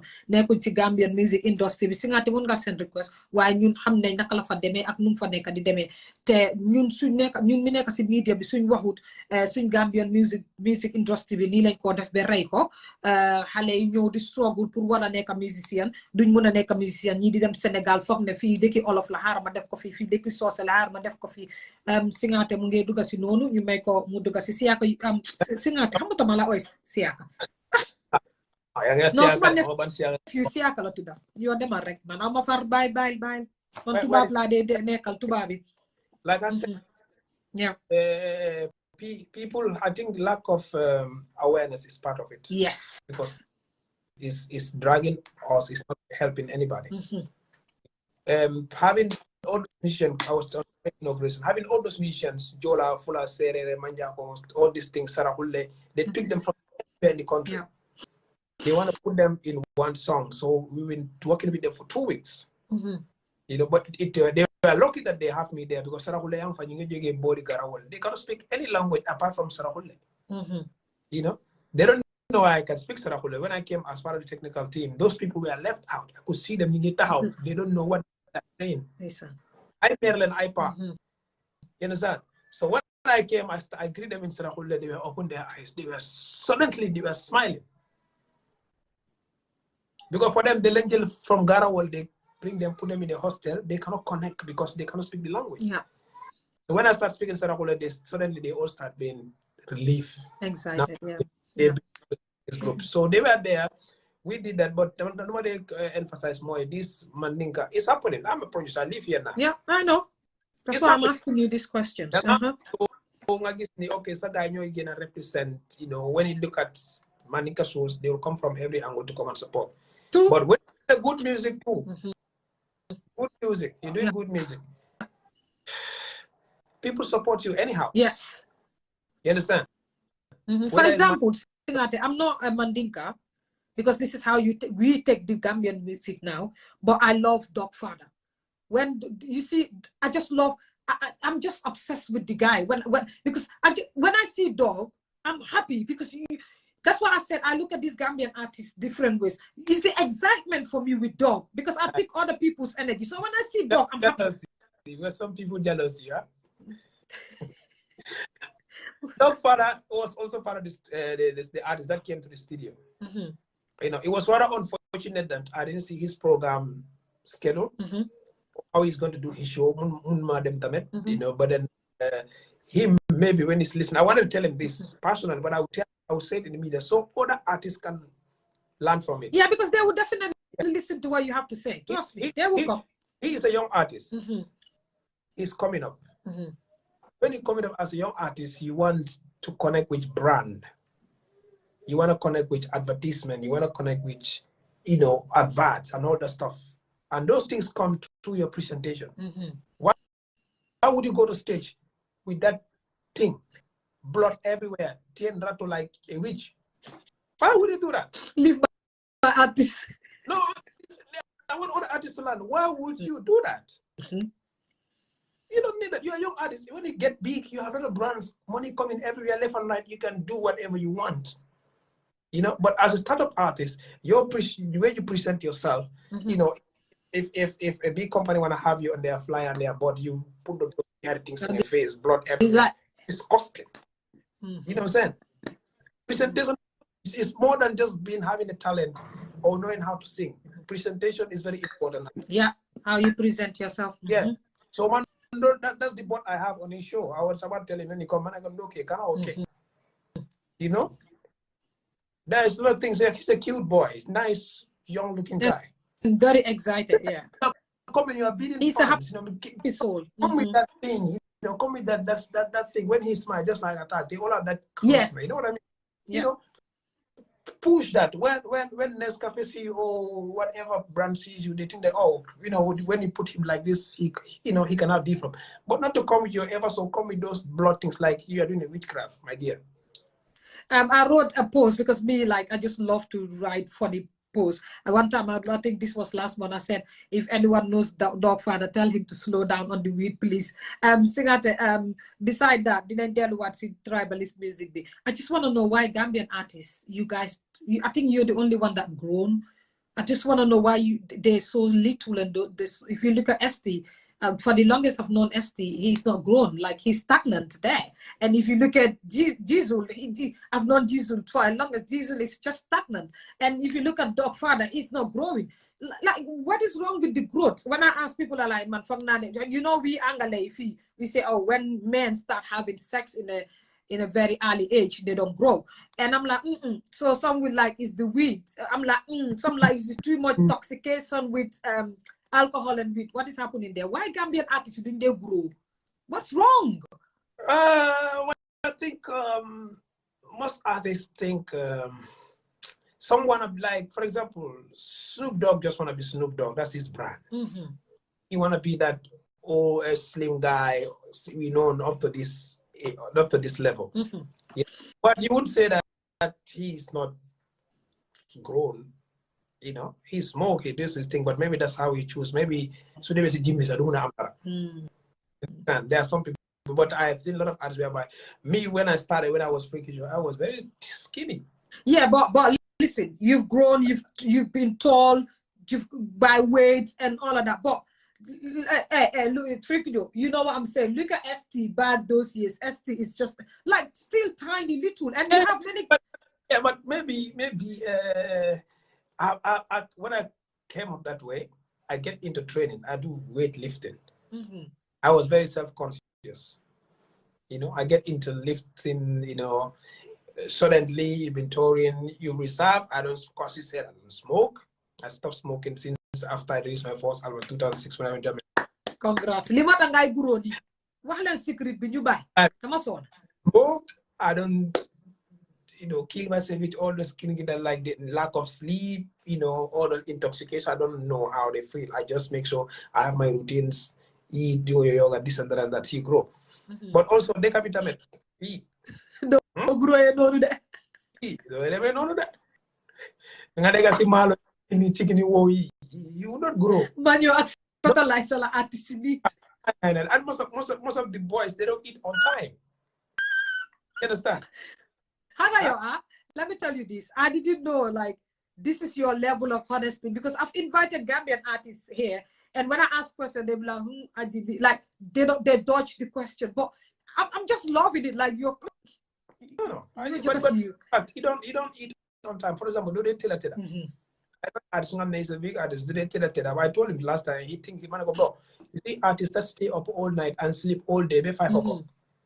Those people are established. They have business, money coming left. You understand?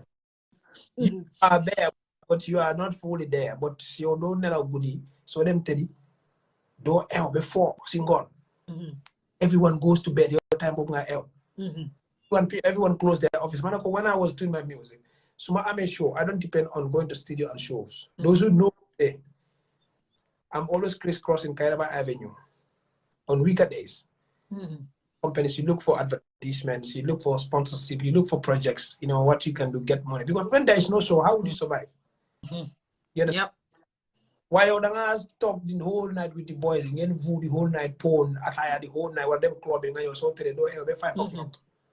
You know what I'm saying? So it's difficult for you to sustain your career. Yeah. You know, other than this, what you do, you cannot do that from Monday to Sunday, bro. It's not going to work. You know, so growth has to do with a lot of things. Yeah, so true. Don't they is the most important thing. Yeah. Don't they? Because you saw in all day and they skip breakfast, sleeping. Most of them they don't know how to cook. They know pare dañu dem si kadi jënd benn bowl $50 door ko. You know kadi ñëpp foofu they get a restaurant in the no Singateh you fuck ëllëg benn artist this la how about the xam nga loolu yow after show I'm just saying all of them but that's what I'm saying comme yow nelaw rek yow time 2 o'clock 3 o'clock 4 both time and you still want a long-term career like are you for real nga lekk malo bo nando nga dem you know grow the body is not getting well and you are you know so it's part of it so the mun nga nekk fi dang day ñeer instead of because you know you don't have enough things happening don't grow da nga nekk at the same level waaye Singateh am na lu des de foog loo tamit dañ dee def musuko tamit in the early age mu stock leen somewhere musuko le there is this artist one mu ne bro this person mu ne mu ne nga dégg ma dégg su ne bu ngay ñëw téléphone ba ngay kilim ma ne ko bro da nga teg sa téléphone sa comme ça encore ma bi internet Aji Corner moom yëpp la dee laaj ko fii dafa leer this is my assistant hi say hi na nga def smile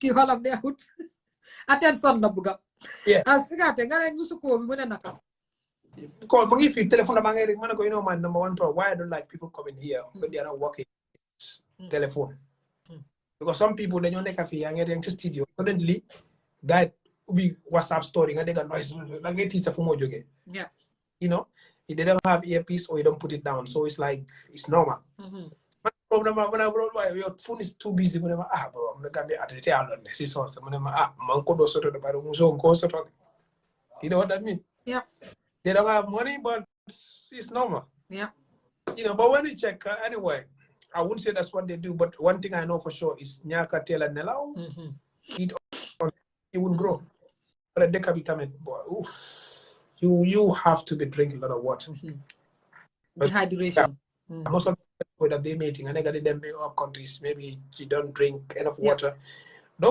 you know thereby maybe I grew up a little bit because I lived at least 6 years outside Gambia so it can also be one of the factors Singateh yow lan nga am looy wax artist Gambian music industry bi because léegi dem nga ba am sa studio dina dem ñenay ne Singateh he's born and raised Mandinka but even though we know you speak Wolof and Mandinka and if you've man waxtaan naa yow sax musu ñoo laa ko soose we only speak Wolof but tey di nga fa nekk ñu xam ne soose nga because this is how disgusting the industry is ñu ne waa duma dem si lifinam bi wala ñemew maa dem ba pare upcoming artistes yi nga xam ne dégguñ soose wala soose lañ wala di Wolof lañ wala lifin si tribe buñ nekk lan nga am pour wax ñooñu right now ak yow loo foog ne moom lañ war a def pour just encourage them as a big artist for me, I don't see tribalism as an issue. I wouldn't say all tribes as an issue. The guitar here is not a Mandinka guitar. There's not the drums are like if you are a Mandinka artist, you want Mandinka Sabbath. I have a group that I can call. They come and play you Mandinka Sabbath. I have a group of that can come and play you Sabbath. Maybe you can. That's where you can identify. This is a Mandinka vibe or this is a Wolof vibe. Personally, I am Singateh. I don't. Some people think if I start Sarahole, they say I'm Sarahole. You understand? Because I can very well. You know. So for me, I think that's a bad thing, and not only for the artists. Maybe the artists are not even doing that. It's the fans. Yeah. You're right. Yeah. You understand? It's the fans that are doing that. You know, so fans have to be the one to make sure that if you support Jesus today, he become international. He's not representing Mandinka. He's representing.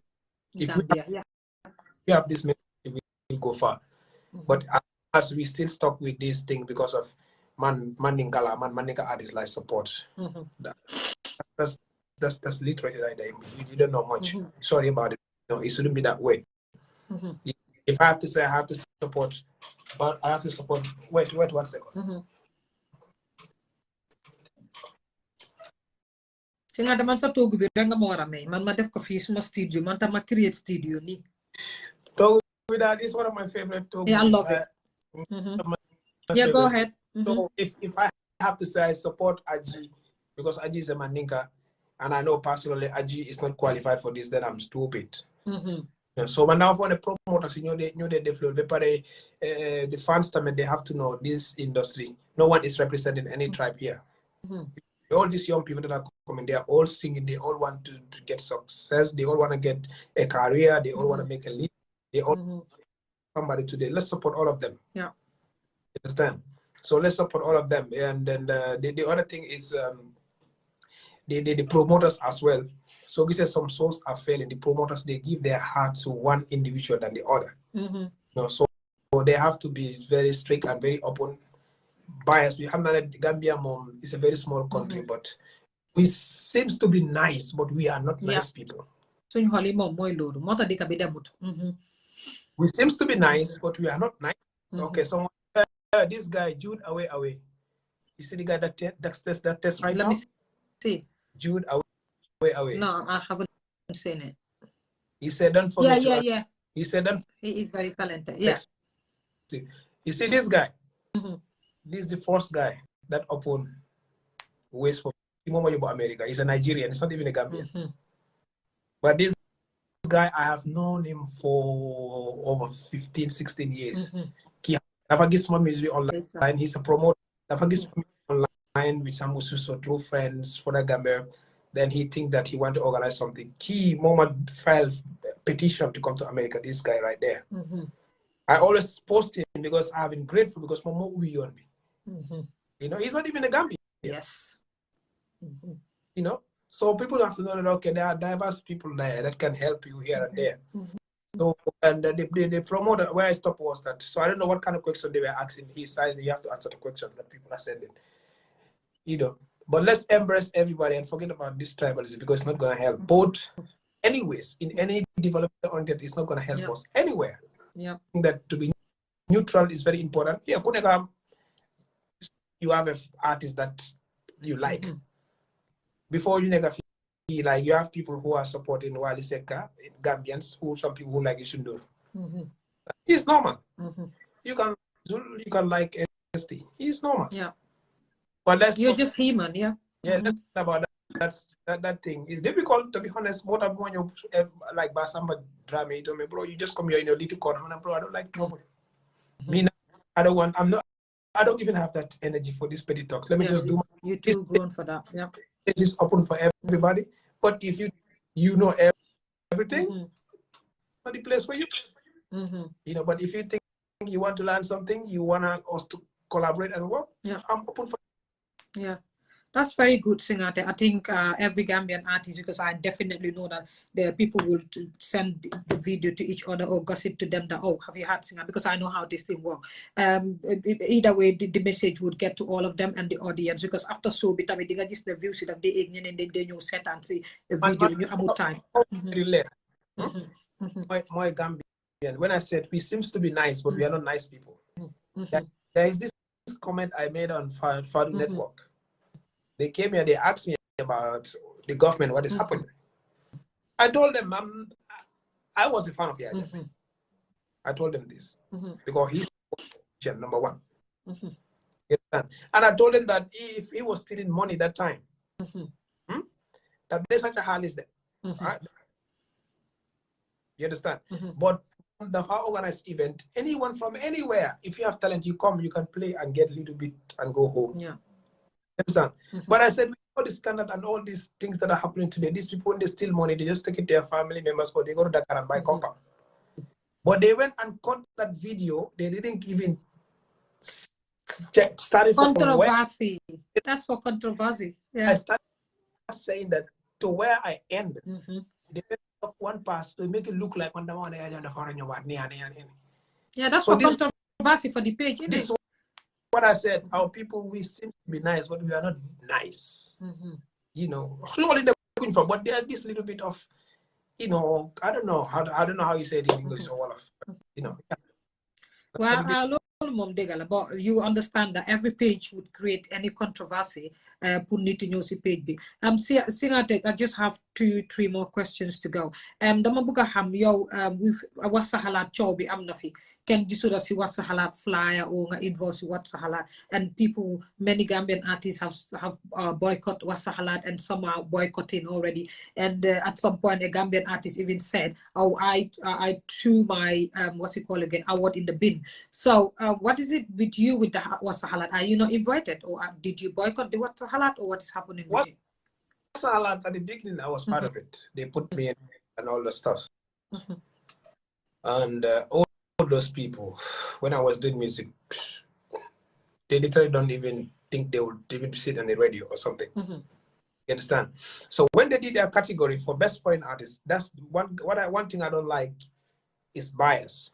You know, you say best foreign artist, you put name of the artist that we ourselves that lives in foreign.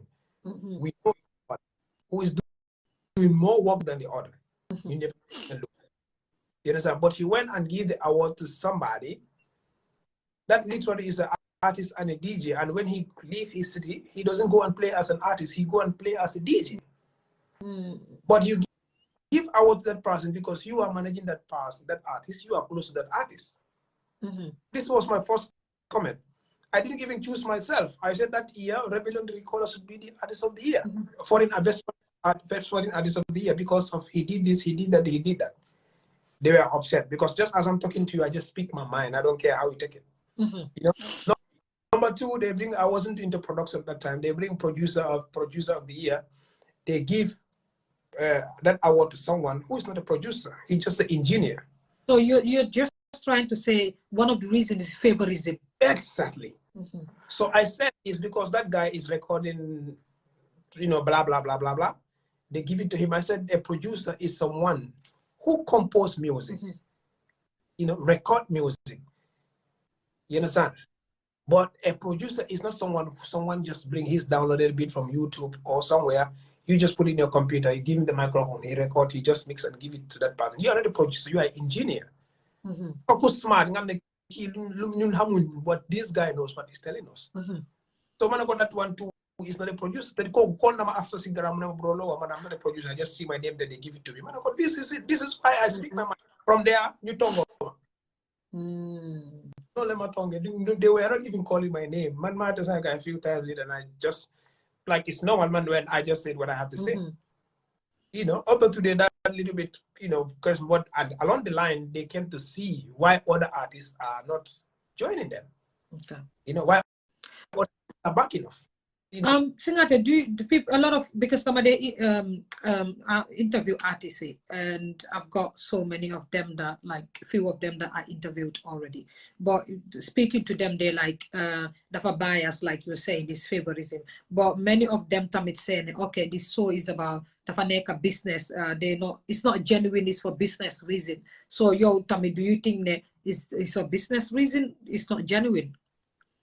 Nobody in Gambia fide. Everybody fide. Most promoters, they are not doing this for the good of the industry. They are doing it for money. You understand? If you are doing something for the sake of you want this thing to work, for clear gold. But then you talk, then you just do at this more hell, like you down, you organize so like make money. View them. You understand?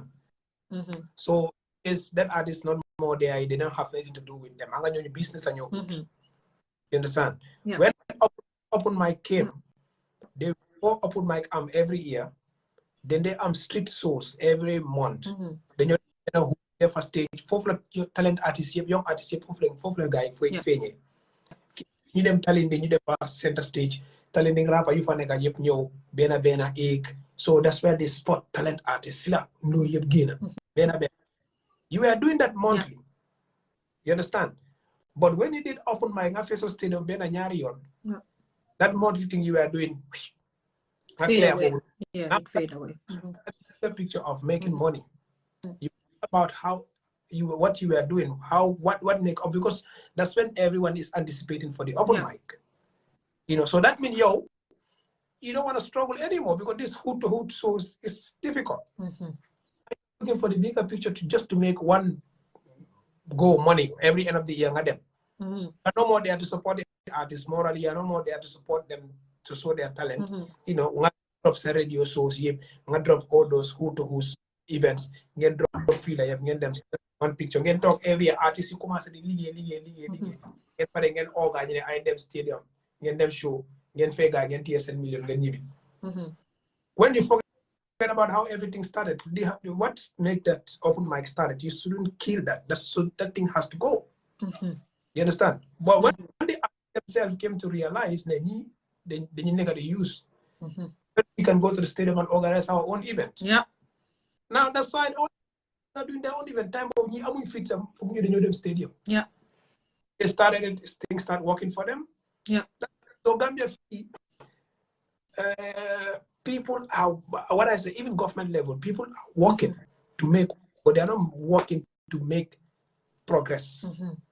You know, most of them they go to work just because of the salary. They know them for the war. Then time watch a job maybe because you are working, but you don't even doing shit at your office or your place. This is works. And developed countries, they think about what they are going to deliver at the end of the year. I said this many times, man. Must been minister when you smart department leland def this stage. Just update people. When I was building from grassroots, I was updating people up to this level. Yeah.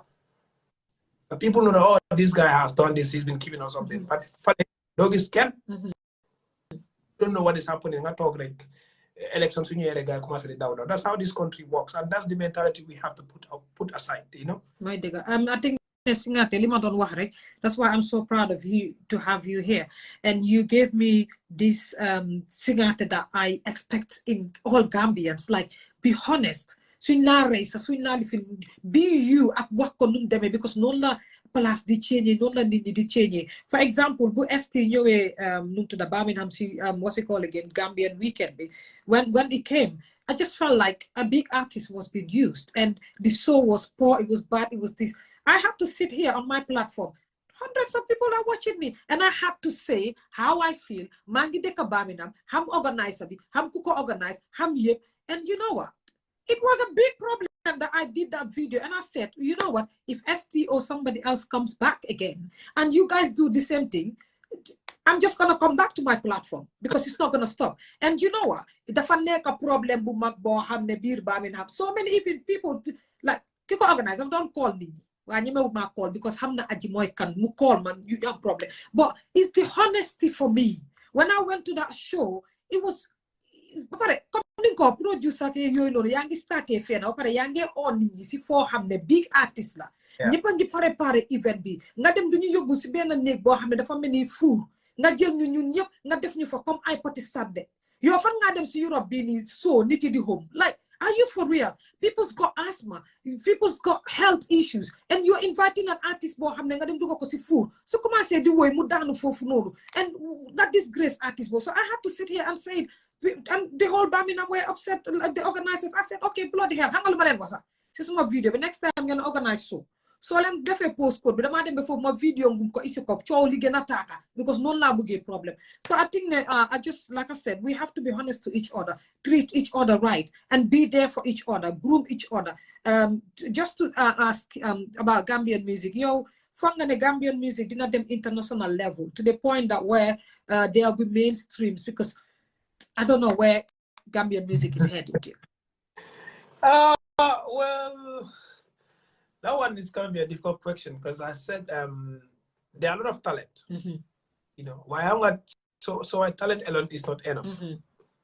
It's not just about talent. Talent alone is not enough. So, like Nigeria, they have structure. Come no matter what, they have they have investors, they have people who are like mature people who are into the industry.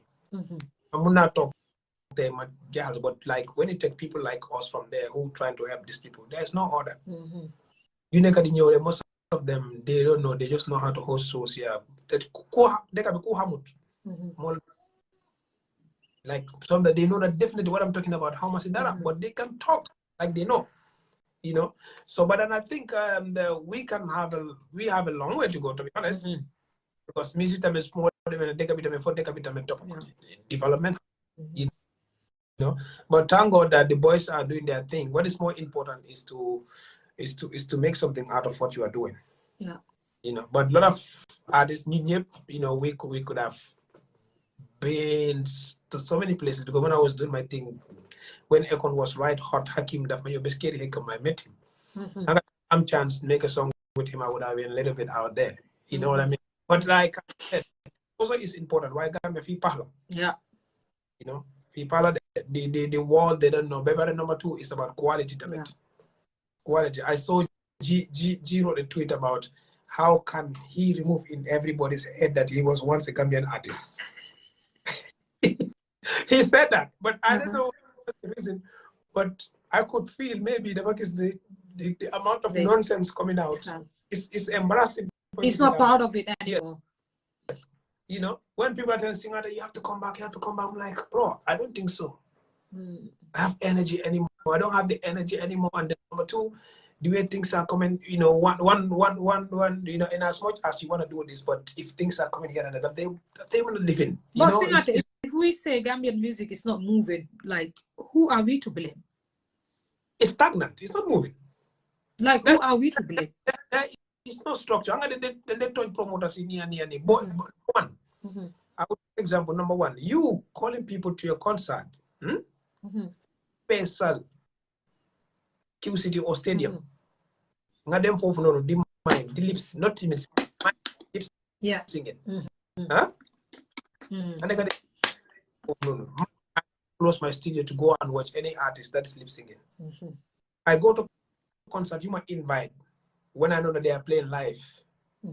I go there because with live an hour Gambia before she does a launching, her manager sent me her songs.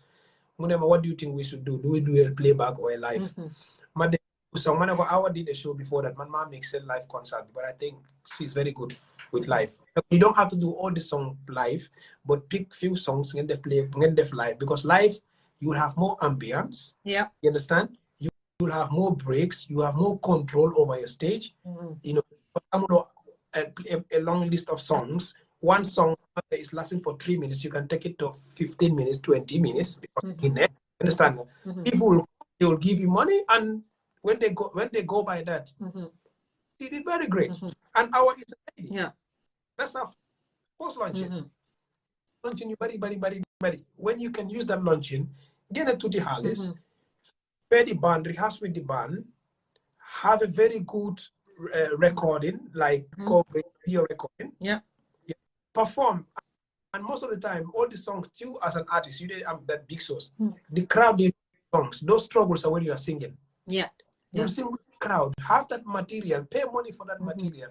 Then you go to bigger festivals outside Gambia. See you performing. When Summer Jam comes, they want to invite you as an artist from Africa. Doing all your Kenya, they see a band standing there. Yeah. You understand? They're gonna make sure, oh, we have to bring all this band. You know what I'm saying? Yeah. But you play the whole show with that 1,000 of people. Yeah. And if you playback, lip singing, like you, who sometimes their music doesn't even sync with the records. Where will you present that? Very important. You understand? Use that. Don't think about the money, because you have a lot about the money. No, invest in your craft. Like what some Gambia said, motobo have the parties out Gambia. Craft, like it's a craft. You don't get the more of those contracts. You understand? Because when you plan for those, they want to see your live performances. You know, Sakodi is a rapper in Ghana. You know, the take band. You understand? The take band who play record code, and he's a rapper. He could say that my music be rapper. You know?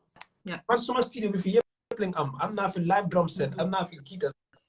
I would then ask one of them abroad. I will go in the band put your rehearse. No. Nobody. And this is for them. You come, you want to say when I go Temo Simon night, because young fee don't they practice until they have a show. Yeah. Definitely.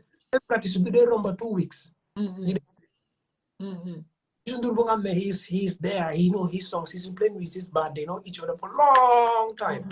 2 months rehearsal before he goes to Bercy in France. I'm not talking about I'm a superstar. I know my band. They know my songs. No. You know, you are not aware. You not talk. When I 1 week before your show, you start rehearsing with the band. Then just passing in them. So that's a long time. long way. All those things have to break, whereby consistency, whether I'm not sure, I'm not sure, you have to practice your craft. Yeah. Because that's better. Yeah. You know, just as a footballer, so they could train, football, they could train, they playing a hall. Singateh, you're right there. Man, I have one issue with Gambian musicians. Come ñu nga xamné am nañ platform, man so platform bi bu es la because ñu ma xam yëpp intelligent ma xamné té we've got more followers there, but adama ubbi bi nekk fi. After hot seat bi mo commencé, it started with Big C, and after that we had a conversation. Ma am conversation on Rura, mom Ultimate Media. That I want to bring Gambian artists because many of us in diaspora we are interested in Gambian music. So you have feel cultural anything in the Gambian music. But Singateh, my problem with Gambian musicians is you contact them to say, I want to have you on my show. I want to interview you. I will have a Gambian artist that will say, Mange Sangu, the madam Sangu di nala call back. You never heard from them. Nga call them doing la reply. And you will have Gambian artists. Rura gave me a list of so many Gambian artists. I'm telling you, Big C was helping. But each time he man buma interviewed, I'm not luma lige you good sunyore. Like bloody hell, I need you for an interview. Like seriously, you need our platforms, but you want to be an artist. You don't want to come to an interview. Google on your media. Like I'm like, why the excuses? So I have a problem. Person for them. Send career. And you cannot even have a professional conversation with someone. You tell them, I'm getting back to you. And you want to take shower and you're doing something. And I'm seeing you, I have your number and you start my number immediately. I called you. But you're having WhatsApp status over WhatsApp status. And like, what is the problem with that? Yeah, there's a big problem because someone also complained that to me that why these artists, when we invite them, they know until they have a show. Which is normal. I tell them sometimes it's good for you to go to the radio, let your fans call. They want to have that contact with you. Let them hear your voice. Yeah, you know, it feel good that people are calling you. They're expressing how much they love what you are doing. Yeah. When I come to my fee, then I'm just a little bit fame, right? You think reach your peak. Yeah. When you can go right above that. So most. No one is a point, but in a too much. Sometimes come you also show someone would send me an inbox in the artist be and somebody else would do and it would be the same Gambian artist. And me as a social media influencer, buga na mantami suma followers ma indil len kuñ buga. But da nga gis ne Facebook live ini, this is what your followers, your fans like because they've got the opportunity your sabo pour ñu muna living ak yow. You have a conversation, they interact with you. This is what people love. But like to be honest, that's what I said. It was so easy. You'll make us my job be more easy. Just to quickly wrap up, Singateh. Do you think that any Gambian artist would not portray to the international market? And if you think that there's this individual Gambian artist who would not penetrate the international market, who would you think this Gambian artist would be? Okay. Music. There is two types of music. People they were mala, reggae, dancehall, Afro. Nope. There's two types of music. Good music and bad music. Yeah. That's it. Yeah. In fair, like ideology, okay, there's reggae, there's tango, but yeah, that's like the combination of all different kind of music. But that's good and bad. Yeah. You understand? But I think every of these young artists that I have, they all have their target point. Yeah. Okay. I had people saying, "Oh, ST is Mandinka, music Gambia, feel like Kasamas." You understand? It's not about the language. It's about what you portray outside there. So now I had her singing music. We sing Yoruba that these people sing, these Nigerians. And Hausa, and we don't know it.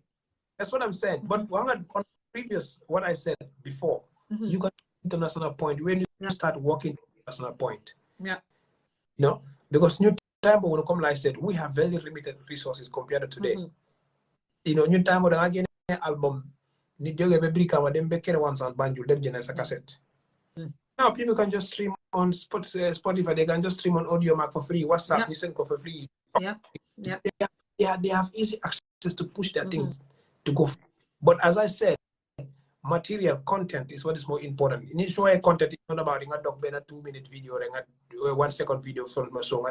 But what can you present that people said, oh, key artist? You know, I have an artist album here. He did a song with Chris Daniel in but Munta release song because he charged them a money that they cannot afford. You know what I'm saying? And that would have been a platform for them. Now go a little bit far, get the video, push but it depends on investors. Gambia fee, we don't have people fit put dugal say artists. That's has I'm not saying that money, you know, gonna buy at least where key. You understand? You know, it's very difficult, but when we have those kind of people, because artists then you have someone have to trust you to put that kind of money on you, because the business would get make out of you. You know. But number one, before we talk about international here, we have to talk about, you know, professionalism among ourselves here. Gambian artists, let's spend good time. Number one. And time is essential. It's very, very essential. Most of them don't have it. Come no other work like that last concert. You cannot have utilize those moments. Definitely that one be organized material. So much time present low, we talk to people, you push go. You know, you don't have to have someone. Just go and check. You they organize festivals, check them, send them your material. You know, they will see when it's quality, they can invite you and along can export your band, get them playing in your home. And if you never do so people don't want to travel with the band because they think that it's wrong. But now things have changed. People go for tours and come back. They just play instrument now. They go for tour, they come back. Before them bring it down, you know. But I think we can get there. But I think the closest person right now that can a little bit out there when you have the support of the masses is Jizzle. Jizzle. Why Jizzle? Jizzle, I have his whole album here, 12 tracks album, and Marco Nega the master. You know, when I come here, what I know, because focus in Nigeria, quality is very important. What guide them far. Yo, aji yo beat maker ngam sa laptop, munga take a beat nice. Take a beat I like this beat, oga. Mujel a beat bis yo, wala mujel fight yo beat maker nga you are not engineer. Muyo because Singateh mixing engineer, man ma mix beat bi, mujoko key def voice in me, mujoko key def mastering me. All these people are putting their ears, they are putting their ideas. Understand nga? So they like at the end of the some is to gain it because every engineer have his way of working. Some is to gain more so has been a better track. There are so many producers in there. What Benadit mu create mu binda song monkena, mu create beat monkena, mu record monkena, mu mix monkena, mu master monkena. You know, professionally it's not. You can do it if you know, but professionally people don't allow it because man they see the fees, some speaker you feel a speaker you might fake a studio do better. You know, there are places you take here only for mastering. So I have another songs here, the Manale Master Jalima, the album Singular Begin and the Jesus album movie, and few other ones. Uneka Angalo specialized. But then the problem when I say Jesus is because some of his songs he's singing Mandinka, all of them here and they're mostly English. But his rhythm, his beat. Beat. It is very commercial. Come like that's what is trending. You know, and the songs that I had in the album, his technique, the turn by turn, everything in life is turn by turn. Manako, okay, it's a nice song, it's a street song, but the quality wasn't there. You know, this new project that I have in my studio here, very nice. I'm not you and for semester time holiday when I was missing them. They came with their girlfriends, some of them with they're not even Gambians, but when I'm walking, they like this divide. They're not even hearing what he said, you know? They don't hear what they say about like me. So I think if he is also very focused, serious, he has a very good product. Singateh, I think I would definitely agree with you there because I live in the UK and I love clubbing. I go to club a lot. The only Gambian artist I had in a crop in Coventry was Jizzle. Thank you. And I love going to clubs. And when I had Jizu's song, I was like, bloody hell. I was telling my friend, oh, that's Jizu. You know, like being proud of that's Jizu. So I definitely agree with you. Then I'm at them club a lot, to be honest. Why Jizu mom dega na you play coffee Coventry music club. Singateh, basically I'm like yo. Lan lañ nekk di expect from you. Are we expecting a song from you, like an album, a concert? Like you've been quiet for a while with the singing and all of that, so we want to know like that didn't Musa Degat from Singateh concert or anything. Someone was calling him again. Gambia. Hello? Yeah, Madega. No, I'm no battery with it, but we can wrap up. Yeah, we are wrapping up. That's why I'm asking you this. I'm gonna do something in December, but it's not so that has to be at Q City Hall Stadium. Singateh, how many I'm called for or something, or is it the battery? But I really wanted to know, like, the project that you've got, what is coming on, because of how important you have, because dina sena request gëj nañoo dégg Singateh, even though mu ngi liggéey Gambia xamuñ si lan la nekk di liggéey. We definitely need to know, like, if we will hear from Singateh again. And like I said, I'm a fan, so I want to see him on stage again. I want to hear his song again, even if it's going to be an old song from Singateh. I just think I'll be happy to see him on stage. Even su nekkee boy si seen concert la sax ñu oo ko mu dóor benn dem. Jizzle also puts best and quality video on YouTube, in my opinion.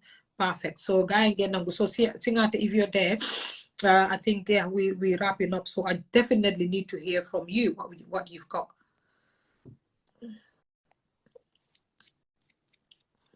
Guys, Singateh mu ngi dellusiwaat.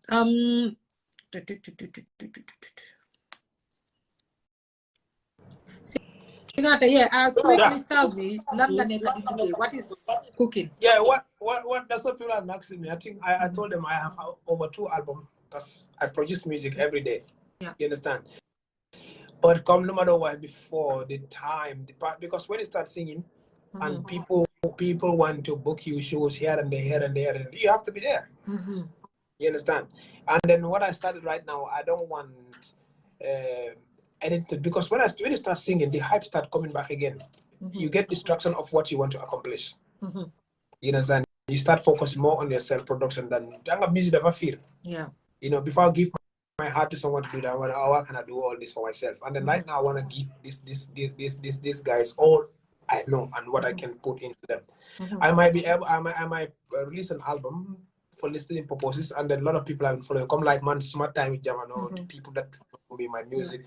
Some of them are doctors, some of them are CEOs now, some of them are married people, some of them are working in the bank. Come like kune kam ngeen def sa affaire. You understand? I'm here. Kune kam ngeen def sa affaire. So when I told them like I'm gonna make a show, and then this show is gonna be more or less like a very classic color show, you know, whereby those kind of people come in mention it because do not with them Q City, do not with them stadium.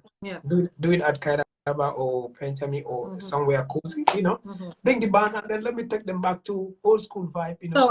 So are we expecting a concert? Yeah, I'm gonna come with something by the end of the year. Is it gonna be in the Gambia or abroad? Yeah, I'll be in the Gambia. It's gonna be during the festive period in Gambia, and then in Europe I might be there in the summer as well. Because mange in about 3 other artists you are on tour. But when things get in place, I'll let you know. Yeah, Singateh. We wanted to know if Singateh is married or single. My phone is Damata. Man yung mga matakalan nyo, hindi ko baridi. Wala hanga man, dama announce, ana di sulo ko Gambia talent, man dama announce man 4 jikar la am. So feke nangu nga pur wuji. Gislo kene muna stop feeling big bro. Kuba am fala bro. Uy barek, man 4 jikar la am. Man 4 jikar la nangu pur am. So feke di nga wuji ak 4 yi, is okay. Mun na la takam. No. I'm a responsible person. I'm married. Okay. Deg again ko noonu si ak Singateh mu ne basically he is married. Say bi moom mu ngo yal na gudda fante barke. So Singateh dañ bëggoon rek xam ban Gambian artist is the closest to you. Who are you close to? Which Gambian artist? Yeah, I can't leave there. Some things you don't say in public. Yeah, but come on, it's the hot seat. It's the hot seat. So you should ask, and this is my last question for you. No, I know there are a lot of them that comes here. Who is the closest to you? Don't dodge the question. The big ones, or you mean the small ones? Any Gambian artist, who is the closest to all of them? Who is the closest to you? Right now, when it says closest, I think Flagansa is more the profit, right? Well, he's the closest to you. Okay, perfect.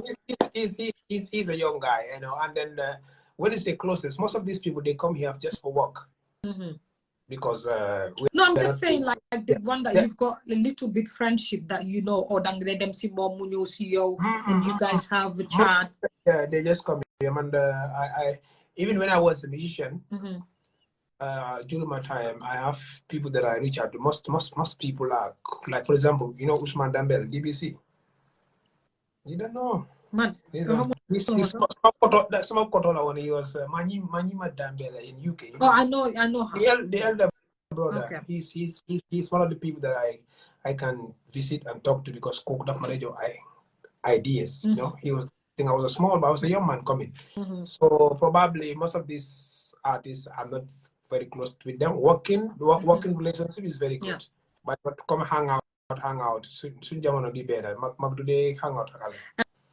So Singateh balanga dem. The last thing dama bugon nga freestyle al Adjis Corner fi ben gat Gambia artist video to wayaluma fi Barwe nga ma freestyle. Anyone bo xamne amna Adjis Corner. Any freestyle. Choose sama benn song. Hanga man gam sense bi rek la mëna faté.